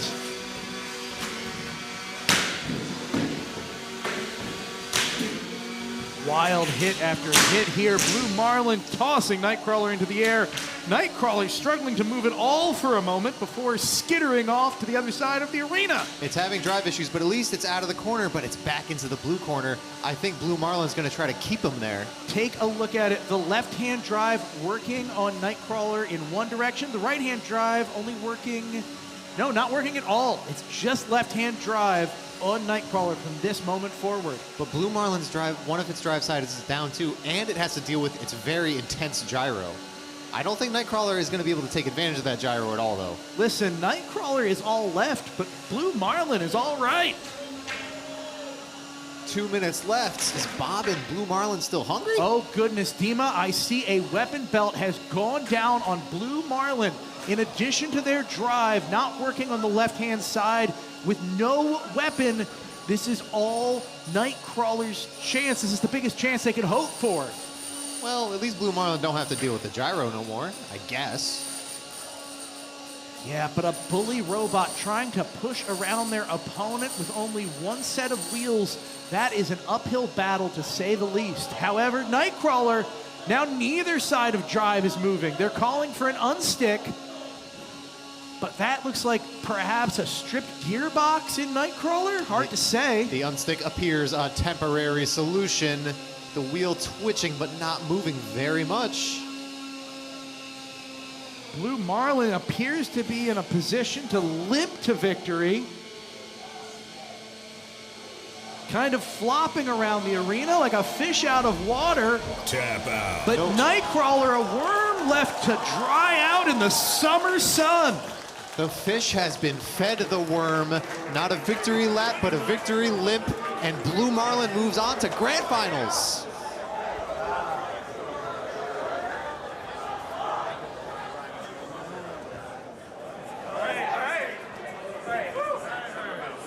Now the weapon belt on Blue Marlin was ultimately the reason the weapon went down, but I am worried the left-hand drive might be a much bigger fix in the limited time between now and the grand finals in just 20 minutes time. I hope Bob and his allies can come together in those prime-time pit tables.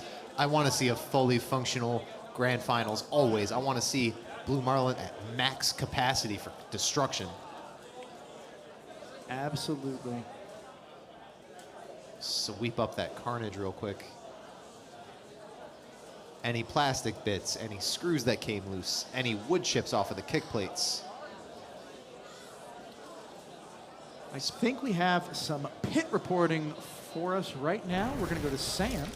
Yeah, we do, Ricky. Thank you so much. I am sitting at Power On's pit table with Max Renas, and I'm not helping at all. He's over here preparing for Clyde. And it looks like, Max, you've got some aluminum tape. Yeah, I got some aluminum tape. I'm just trying to cover up all the TPU bits and anything that's printed on my robot because Clyde gets hot. And you got anything else in store to counter the heat of Clyde? I mean, I'm going to put it in the fridge and try and cool it down as much as I can. Okay, so like pre-chilling your robot so that Clyde has to take it from a cooler temperature to melting. Yeah, pretty much. As long as I can get it cooled down, and, I get a couple extra seconds that might make the match, and I might be able to last a little bit longer. All right, well, we will find out. I hope that pre-cooling works for you. Adam, go ahead and take it away. Thanks, Sam. That was a good one. Let's meet our next fighters. First up, from Cambridge, Massachusetts, it's Jamison Go and Psycho!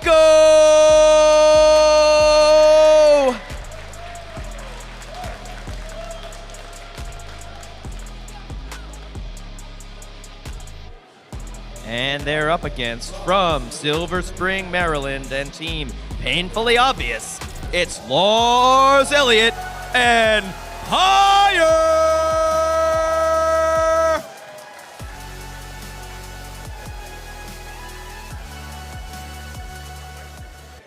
To the booth to call this one with Ricky and Dima.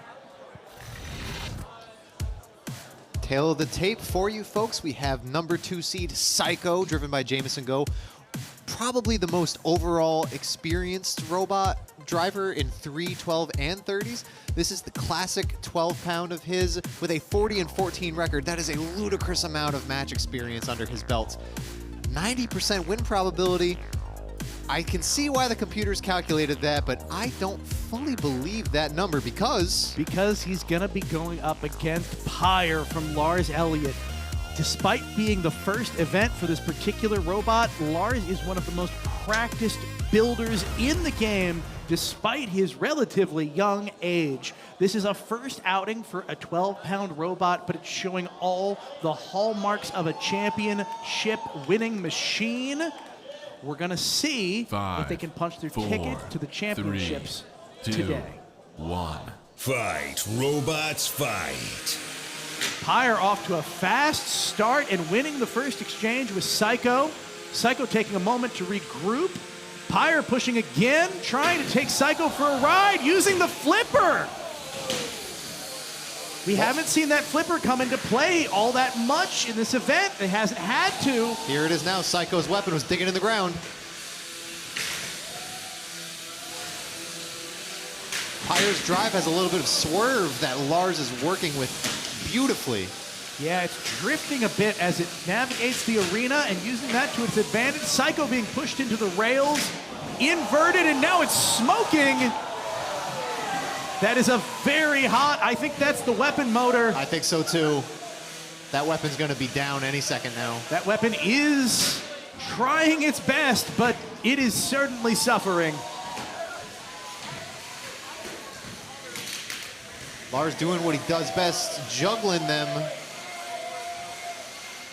I am amazed that that weapon is still spinning, but spinning it is.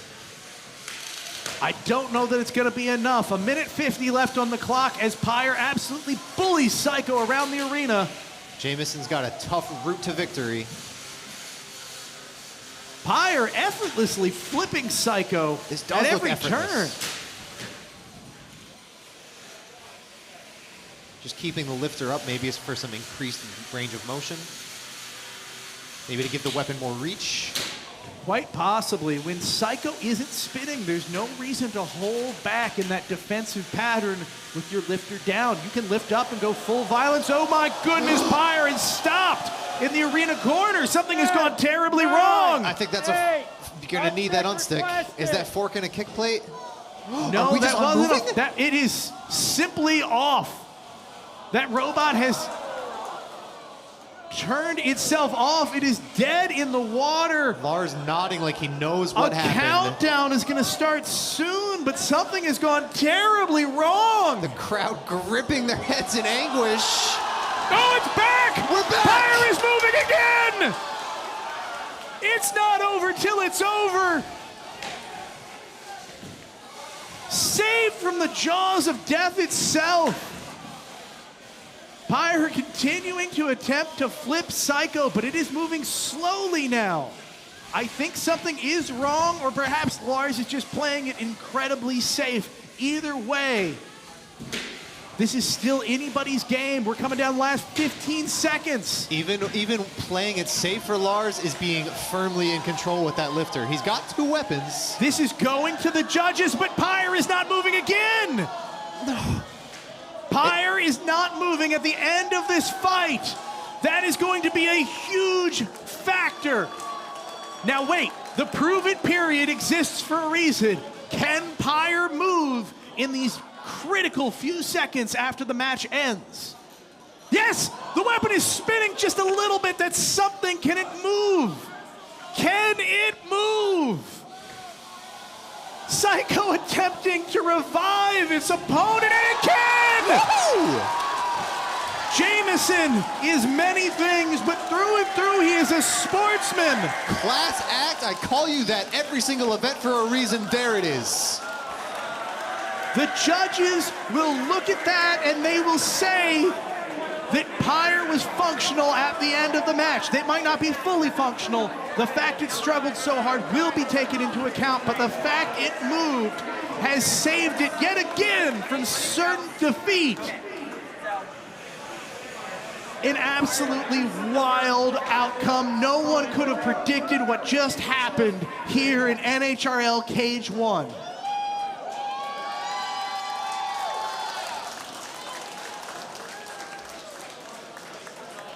I have a feeling the crowd is going to be loud when that judge's decision is read.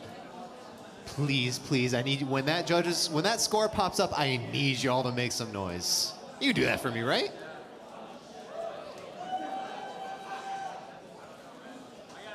That is wild, absolutely wild. I have seen a lot of things. I've seen literally thousands, in fact, at this point, tens of thousands of robot fights. And I have never seen a turn of events like that in any weight class, in any arena, in any part of the world. He's not even exaggerating. Not even like a little bit. We see some off and on happen. We saw that happen in the last couple of events. Nothing like that, though. Let's Adam. go to Adam. Adam, take it, please. Thanks, Ricky and Dima. We're going to take a look, rewind a bit. A lot of crazy stuff happened in that fight, but there was a moment early on that I thought was a fight-defining hit that speaks to the driving prowess of Lars. You can see here he's shoving Psycho around the arena. Psycho is going to get stuck very briefly on the wall, and then Lars drives up from behind him, or slams him into the wall right on the back plate, which results in Psycho poofing out a little bit of smoke and disabling the weapon. That hit is what ends up changing the fight, because without that hit on the back of Psycho, Psycho's full, there it is. Without that hit, without that moment, without that driving from Lars, this fight is very different with a fully operational Psycho for the duration. But that hit is what allowed Lars to stay in this fight later when his reliability acted up on him. That fight, that hit was a defining moment early on and allowed the fight to be so dramatic at the end. So much happened in that, we can't look at it all, but wow. To the booth, Ricky, Dima. Thank you, Adam. I was so excited for that fight. I knew it was going to be great no matter what. These are two of NHRL's greatest drivers, period. Jameson Go is a genius, and he has sheer experience under his belt, but Lars grew up in this sport, both molded it and was molded by it. Sam, do you have some info for us cage side with I am still in awe after that fight. I leaped so high, I pulled my hair out, and I am surrounded by two incredible drivers. Jameson Go. That match was something. I don't know if I've seen Psycho in a state like that. Can you speak to it a bit? Well, honestly, I haven't seen Psycho being beat that badly before as well. I mean, Lars built a brand new robot. This is the first time it's competed. And I just got to say, I hope that he feels so much pride seeing it work like that flawlessly. I mean, I was 100% outmatched there. And I mean, having been best driver 2 times, I hope this has some weight when I hope that you consider this fight for his nomination. All right, well, the Sparky Awards group will have to keep that in consideration. And Lars, Pyre has been incredible today. So planted, so fast, so stable. But what was going on in that match? So I tried a lot of new things on this robot. First 12, it's all new electronics I've never tried, and I'm trying a 4-in-1 ESC for the because it was the easiest way to do it. So I have 2 channels for the drive and 1 for the lifter. And in the fight against my second fight against LimeWire, I think it was, I had the ESC go into thermal cutoff mode, and I drive would slow to a halt, but I would still move. So what I did in this is I tweaked the settings, and I was like, hey, maybe it's kind of a Hail Mary. I turned temperature protection entirely off to see if it would do it again, and it did it again. So that didn't help, but when it cooled down, it would drive again. So I had to wait a while, and it would drive again. And he probably could have left me for the count if he wanted to, but I guess I appreciate it. Thank you so much. It's such an amazing robot to drive, and I'm honored to have had this fight and have gone this far and stuff. All right, well, sportsmanship all around, an incredible match, and the judges' decision is in. Your winner by unanimous decision is Pyre.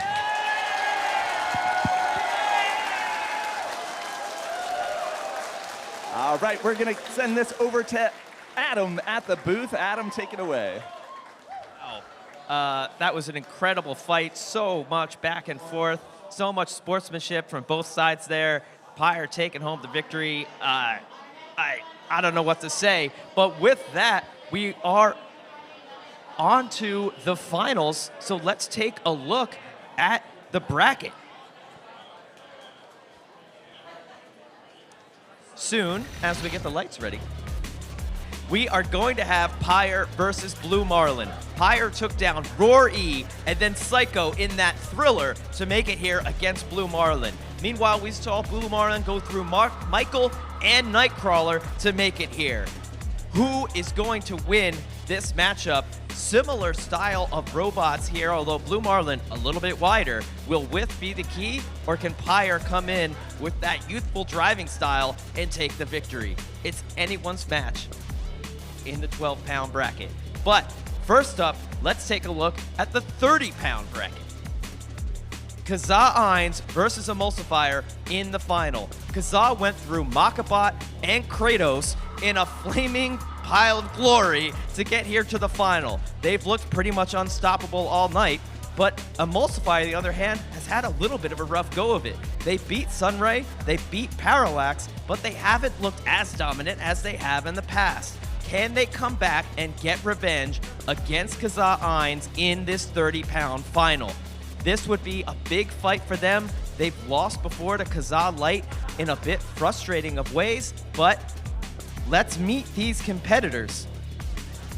First up, from Norwich, Connecticut, and Team 90s Kids, it's Joshua Reinhardt and Kazah Ainz.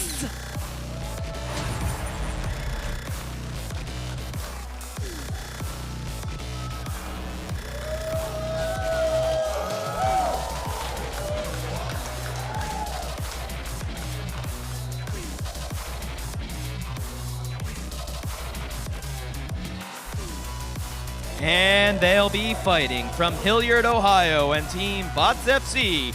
It's Matt Bors and Emulsifier!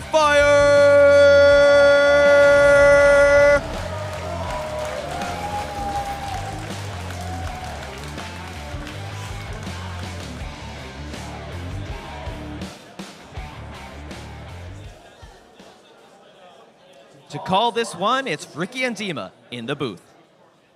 Thank you so much. I am excited for this one. Let's look at the tail of the tape. First off, the #1 seed in Kazah Ainz. This is a 6-1 record robot, but again, don't let that fool you. This design has a pedigree behind it that has been nigh unstoppable. 60% KO percentage and a win percentage of almost 3/4. Going up against Emulsifier, a robot that we know both as a heavyweight and a featherweight. It's the #3 seed for a reason, and it has an even higher KO percentage at 84%. It has a whopping 36-10 record, and that, like we said before, that doesn't paint the whole story. Those losses are usually really, really far in bracket, like in grand finals, and sometimes in world finals. Yep, I am very interested to see. I have a feeling that Matt Bors has been sitting up at night for months and months, wondering how he can bring home a win in this rematch. And we're going to see what that strategy turned into 4, right now. 3, 2, 1. Fight, robots, fight. Matt, let's see how bad you want that revenge. The flames have begun. Emulsifier getting torched while it's pushed up against the arena wall. They can only hold this pin for 10 seconds before letting go. Now, every time they let go, it's a new chance for Emulsifier to attack and do some serious damage. Looks like we're only touching forks with that weapon so far. Ooh, ramping over Kazah like it's a skate park. Going Tony Hawk on him.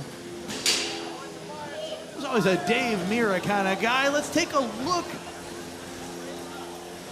Oh, interesting. You can see the fuel spraying from Kazah Ainz, but not being ignited.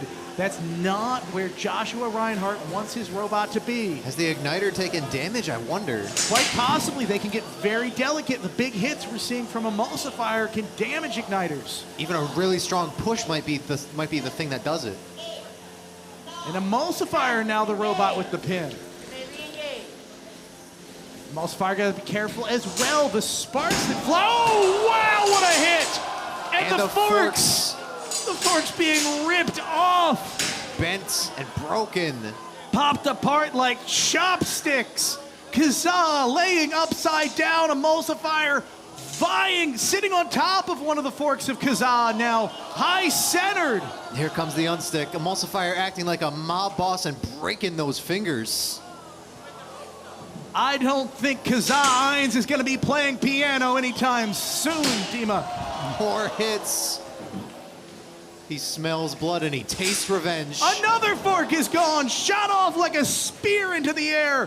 One remains. I know every single one of these hits feels so good from the transmitter.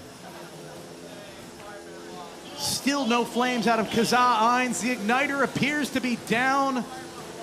It might come back, but it's gonna take a miracle. Oh, that's the last one! The last fork has been removed. Kazah Ainz is up against the wall. They're calling for an unstick immediately. Emulsifier trying to block the house bot from freeing Kazah Ainz from the wall of the arena. Now sort of blocking the house bot by just holding Kazah in place. Flo is having a hard time here. I don't know if it will be able to free Kazah or not. Time is rapidly running out on this unstick. Joshua Reinhardt has won many a trophy The by blocking unstick the has house bot. ended. Kazah needs to free itself for your new champion. Your new greatest and most recent dumpster holder is Emulsifier. Bots FC walking home with the victory that they have dreamed for months. The crown that they have hoped to retake is now theirs once again. Just goes to show, especially when it comes to flamethrowers, revenge is still a dish best served cold.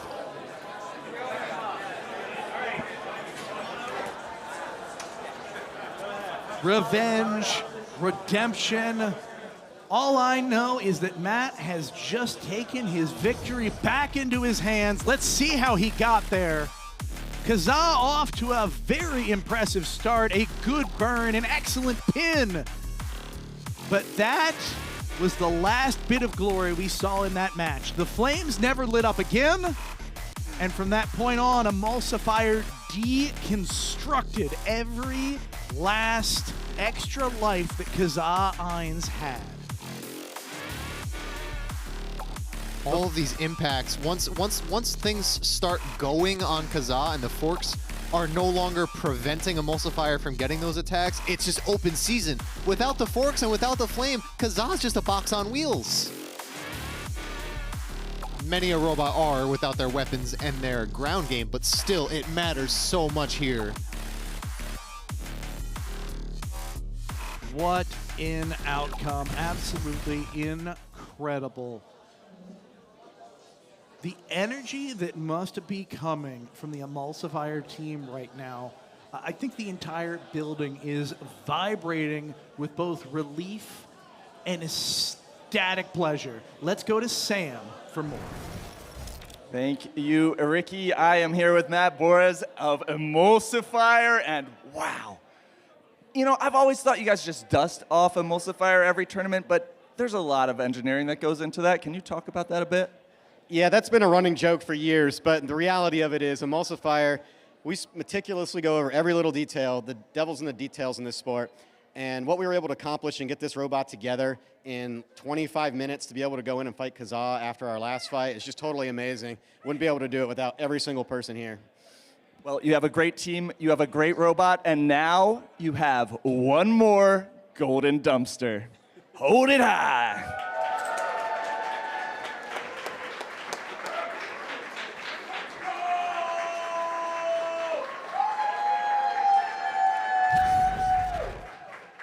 I'm smiling a little bit, you know, fellow Bots FC teammates taking home the golden dumpster, finally taking off an adversary there.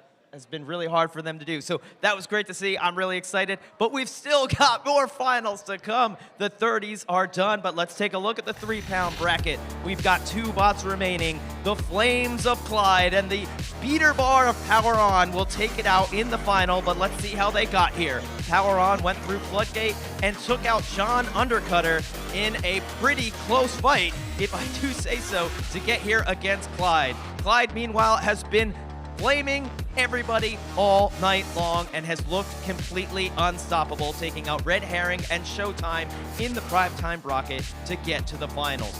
Clyde's air-assisted flamethrower has been spitting out the hottest, biggest flames we have ever seen in the weight class, possibly in all of NHRL, even up to the 30s. Their flame is scary.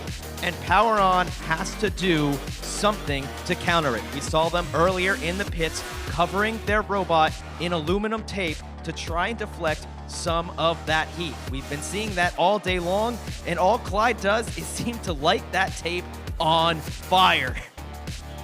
But let's talk and more fighting. Let's meet our competitors. First up, from Berlin, Massachusetts, it's Gabe Brown and Clyde!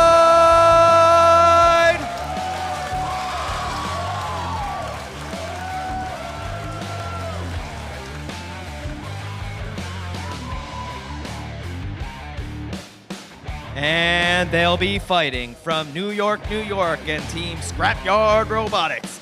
It's Max Strenas and Power On!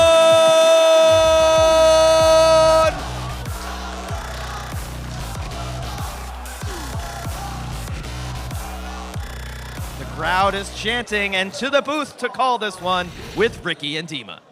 Let's jump right into the tail of the tape. Our number 12 seed, Clyde, with 13 events of experience and an absolutely new and absolutely wicked upgrade to their flame system. A 43-17 record and a win probability in this fight calculated at 83%. Going up against Power On with an almost equal number of events. Not nearly as many fights with just as many losses, but about 20 less wins. Folks, I do not think the numbers will tell you the whole story. Even Clyde's drivers said themselves, beater bars are one of their worst matchups. It really goes to show, despite what the statistics might tell you, there is just so much in terms of the driver talent and engineering prowess of these machines that cannot be quantified, and that's what makes these fights so exciting. Cage 2's floors is covered in melted plastic from their last fight and from early in the day against Red Herring. The blood and goop of their enemies is still strewn about. That's gotta feel good when you're in grand finals. That's art right there. Picasso. I will stop the world 5, and melt 4, with you. 3, 2, this match. 1. Fight, robots, fight. Here's the flames power. Wow! That's that weakness that Clyde was talking about. One more hit like that might be all it takes to get a good slam on that weapon fuel tank. But here comes the, maybe not. Power On just shakes itself loose every time a pin happens, but then this is what this happens. 7, 8, 9. They can only hold that pin for 10 seconds, but now Power On is on fire. Losing some of their guard and their tape. Look, the side is melted. It's not even a piece of plastic anymore. It's a pool of liquid. Clyde takes home a golden dumpster. A flawless ascent through the ranks here at NHRL to take home an incredibly well-earned golden jumpster in the 3-pound finals. Flawless victory after flawless victory, perfect after perfect, every single fight until Clyde is sitting pretty at first place. Look, that doesn't even look like a robot anymore. Once again, Clyde, even with the flamethrower and not a bar, not a Drisk, it's making modern art out of its opponents again and again. Absolutely ridiculous. Absolutely ridiculous. I cannot. Oh, they're looking at something. Yeah, they're pointing at the robot saying, look at what the damage we took though. Splayed out forks. They melted themselves something wicked in that fight. I think they gave it their all. What do you think, Ricky? I don't think they left, well, I think they left quite a lot of melted plastic on the table. But nothing else. But nothing else. absolutely wild. Let's go into the replay. Look at the plastic strewn around the arena from Clyde's last match. A good burn right off the bat, but Power On came striking back. Here we go. Clyde was looking for a pin right here, but Power On sort of front flipped out of it, but this engage leading up to it, pushed up against the walls and right into the house spot laterally. That's the driving practice that Clyde has gained over so many events. They were able to take that opportunity and turn it into a chance for a pin and the sustained burn that they needed to secure a victory. They had almost no margin for error, and frankly, they used all of the margin in that one hit they took. One more and it would have been over, and they didn't allow it, and they won. Incredible. Just goes to show a glass cannon can go all the way, and that's not even my description, that's their self-description. High offense, low defense. That archetype is plenty fine in a destructive sport like combat robotics. That is ridiculous. Cage 2 looks like a crime scene. It looks like we hauled a murder victim out of the vicinity. The plastic that litters the arena in a semi-solid gelatinous form and tells the tale. That's all that robot. That is one robot's doing over the course of this day, and that robot is Clyde. And this is like post-cleaning. Like, we've already wiped some of this off. Yeah. There is a bucket full of melted plastic that was left in this arena that's no longer there, and even still, what you can see left is the remnants of the damage and the greatness that Clyde displayed in this arena over the course of the day. It's so cute watching the house spot get turned off. Cage 2, we are done for the day. But we're not done in Cage 1, are we? But before that, we have some more time. Probably a little cage side interview, probably a little dumpster raising. Sam, what do you got? Something like that, Dima. I am here with the Brown brothers, and what a day. Clyde was so hot all day. Is there even room for improvement? There's always room for improvement. Oh, yeah. This is the worst Clyde is ever going to be from this point forward. Clyde is always going to keep getting better. Well, that is so scary to hear. And before we hand some stuff off, do you have anything to say to a family member or something? Happy birthday, Mom. All right. Well, you guys, you've been here once before, but here we are again. Congratulations on taking the 3-pound class. Here is your golden dumpster.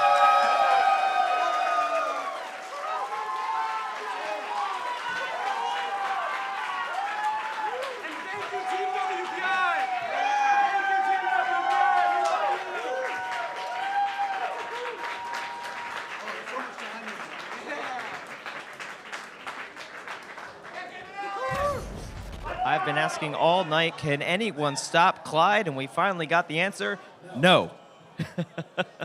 What a resounding victory.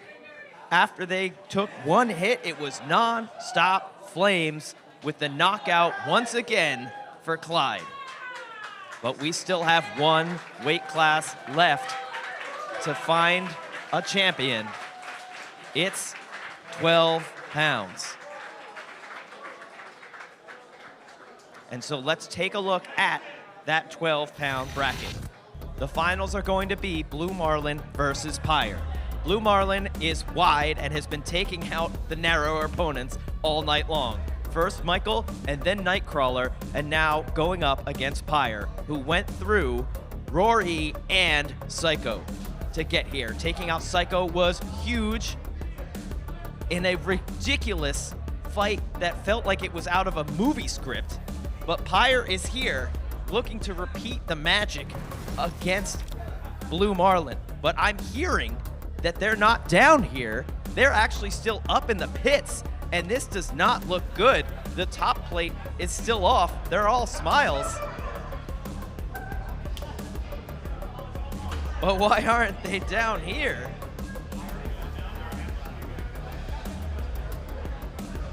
I am hearing that due to the timing, we're actually a little bit ahead of schedule down here in the bowl. Too many knockouts, and they still have 6 minutes.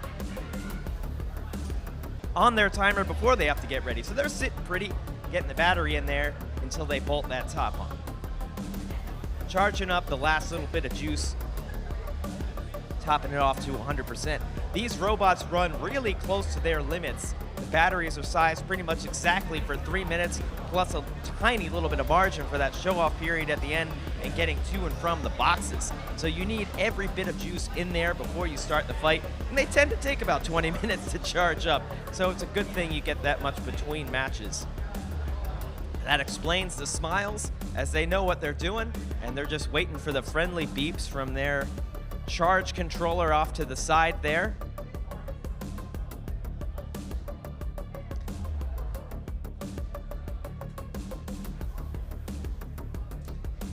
But what a day it has been getting here. Ricky, Dima, what are your thoughts so far on these fights that we've been having? So many thoughts. I am just vibrating over here. Dima? Me too. I know you're excited when Flamebots do well, and we maybe could not have asked for a better performance from a Flamebot than Clyde today. Truly, that robot has upgraded and leveled up so hard. It is a transformative change, and I cannot be happier about it. So well deserved. So much effort got put into that. And that's just 3 pounds. That's just 3 pounds. Right. The work up to this fight that we're about to see with Pyre. Pyre had, I think, the craziest match I've seen in my entire career as a robot builder and a robot commentator. Absolutely. And just, I keep talking about it, but Lars, I met him when he was younger. I'm watching him grow up, and I'm watching him become a better and better driver. And now he has a robot that's perfectly suited to his driving style. Not only can it juggle you and control you, it can also win the ground game and just flip you. It has 2 weapons. We don't see that very often, and we usually see it in the smaller weight class. It's crazy. Sam is in the pits with him right now to tell us a little more.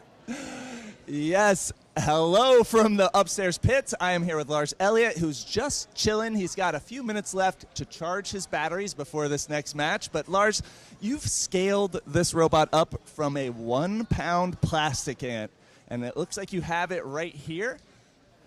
What sort of challenges is there from scaling up from a plant to a 12? It's interesting. It's good because you have something to base it off of.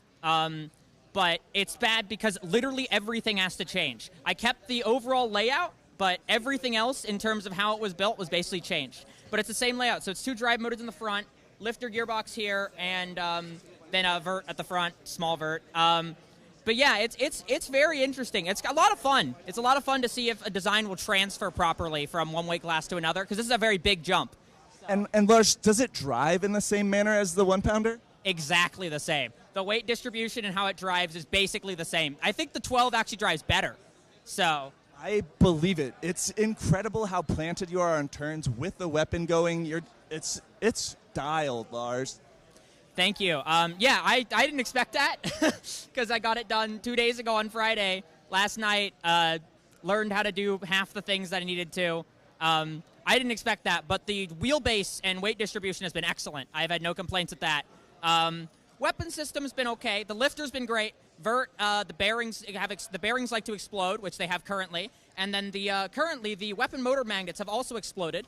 But I didn't have time to replace that, so we're just going to send it and see what happens. All right, well, it's just about time to do just that. So, Lars, I will see you cage side, and I can't wait for this 12-pound final. Adam, what you got down there? We are counting down the time, just 2 minutes and 20 seconds until Pyre and Blue Marlin face off in cage 1 behind us for our final match of the night. Pyre has been tearing through with amazing driving and control, juggling bots on top of it. Blue Marlin, meanwhile, has just been slicing bots in half. Who is going to come out on top here? Control, precision, juggling, or just mass aggression and power from Blue Marlin? The crowd is constantly chanting, "Feed the fish." I'm reading it in the chat. I think Pyre doesn't want to be fish food. Who will come out on top? I can't wait to see. They're bolting the top on now. A long-running joke in combat robotics is when the officials come by and ask you how much time you need. You say, "I'm just bolting the top on." I'll be ready very soon, no matter what's happening. In this case, they are just bolting the top on, and they'll be ready pretty quickly as they tidy it all up with their electric drivers. That's a sign of a professional team. You've got your drivers ready with the right bits, ready to tighten them up. No need for a little manual hex key when you've got Milwaukee and DeWalt tools at the ready. And here's Blue Marlin already at the table, ready to drop that robot in the arena, sitting backstage, safetied up, locked up, looking nice and wide. This is an all-new version of Blue Marlin, and it has looked incredible all night long. Team Defective has worked long and hard. We can see the other side of our screen. Pyre is on the move. The pits are cheering. They're coming downstairs together after the weigh-in. We have to weigh in before every fight here at NHRL, making sure that you're under the weight limit. Extremely important step that we do. And there are the robots next to each other. You can see the size difference. While all the robots are the same weight, they're vastly different sizes.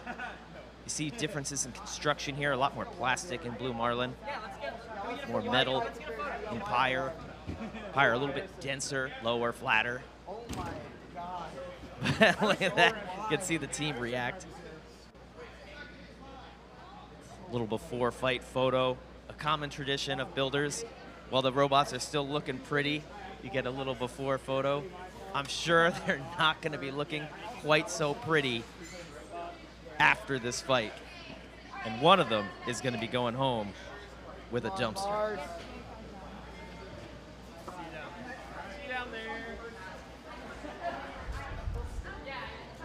Here they come as they come down the stairwell to the main floor where we are below, anxiously awaiting with bated breath the team's arrival.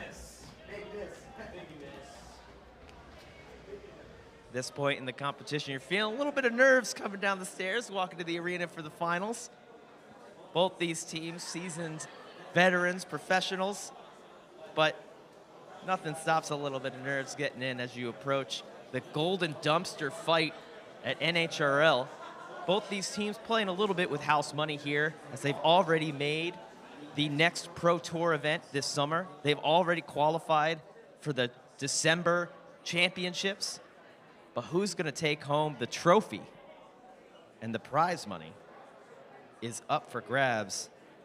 And let's introduce them. First, from Port St. Lucie, Florida, and Team Defective, it's Bob Belanson and Blue Marlin!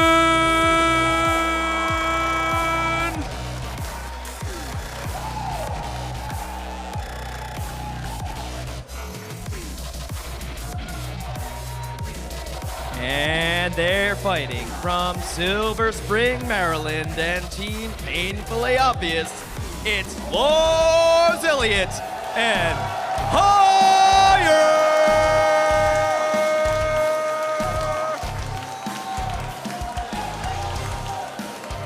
To call the last fight of the night, it's Ricky and Dima in the play-by-play booth. Thank you so much, Adam. I am so excited. I'm practically beside myself.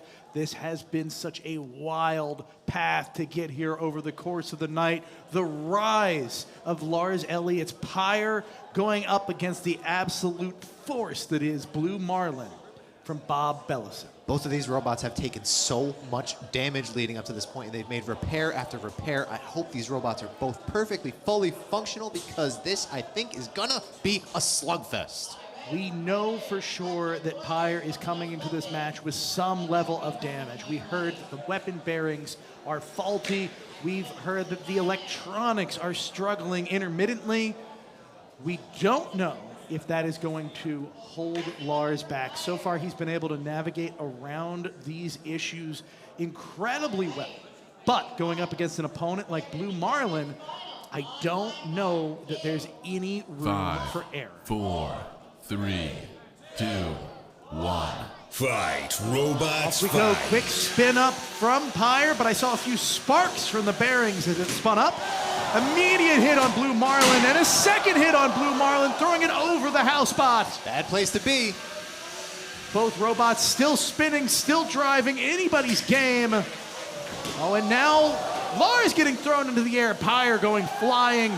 Blue Marlin getting a massive hit on the back, ripping off the last bit of armor from the rear of Pyre.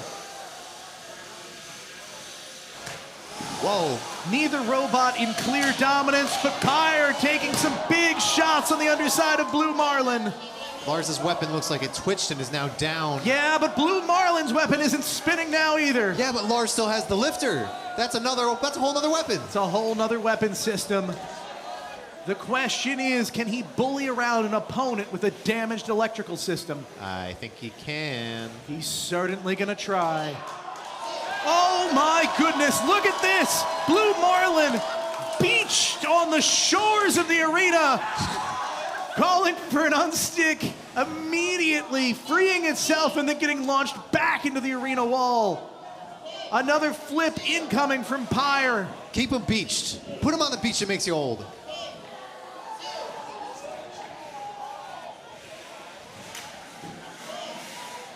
Oh, and now Pyre is up on the arena walls. The pin can last 10 seconds. Blue Marlin is going to take every ounce of control it can. They're pinned but not stuck. Pyre still has an unstick. Really important this far into the fight. Neither robot having a clear edge except for the fact that Pyre still has a working lifter. That gives an advantage to Lars. Oh, and Lars is stopped! Oh, no. The same electrical gremlin we've seen all day has resurfaced. The robot lays immobile in the middle of the arena. Can it revive? The unstick has been called.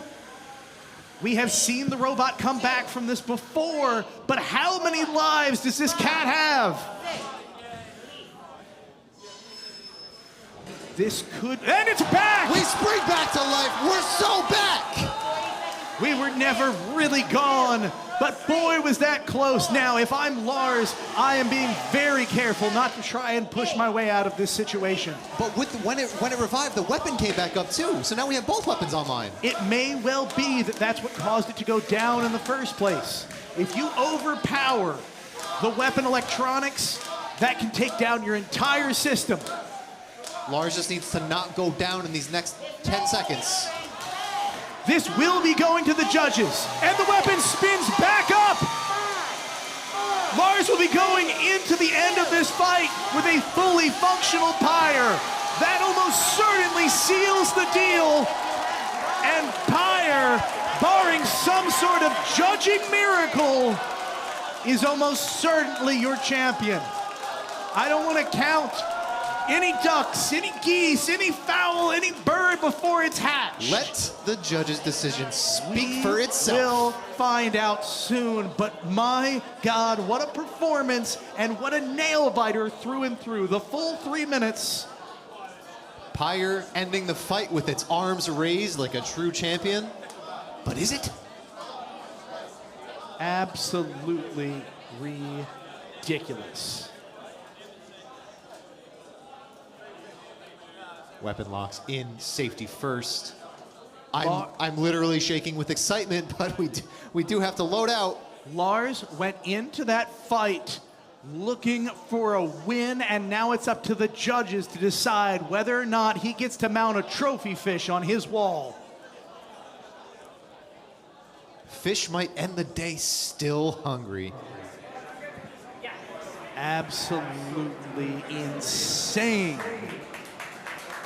fight.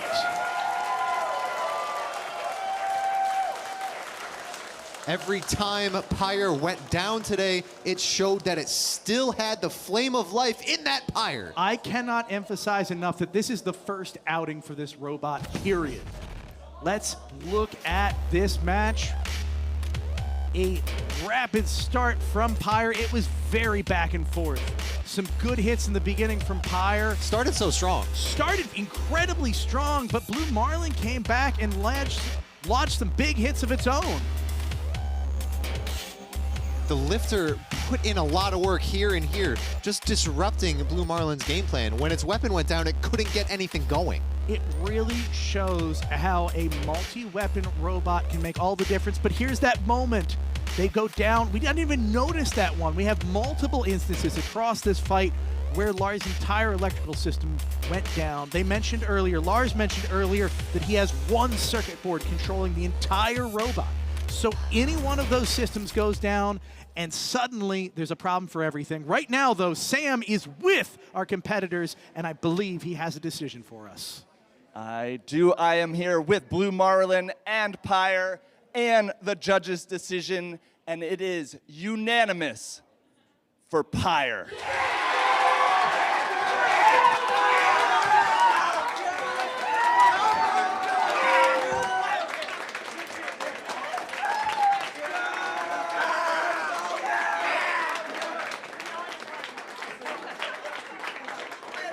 All right, Lars, what a day. I don't know. I think you gave me twice the amount of gray hairs I came into this with. Stressful, but what can you attribute Pyre's success to? So many things. First of all, I'd like to thank everyone here who helped me design and machine parts. Thank you, Mitchell. Thank you, Liam, for this robot. It would have never came together without everyone. This whole robot was dedicated to Alex. I wanted to build a 12 last year with him at the May event, but I never was able to do it because I didn't know what I was doing. So this whole robot's dedicated to him. So, but yeah, it's an amazing feeling. I like to thank everyone here again. I couldn't have done anything without you. So, thank you so much, everyone. This robot should not have gone this far. Well, Lars, I know Alex would be proud. I know a lot of people are proud, and well, just one thing to do. Just one thing to do, Lars. Give me a free hand. Give me a free hand, because here is your dumpster.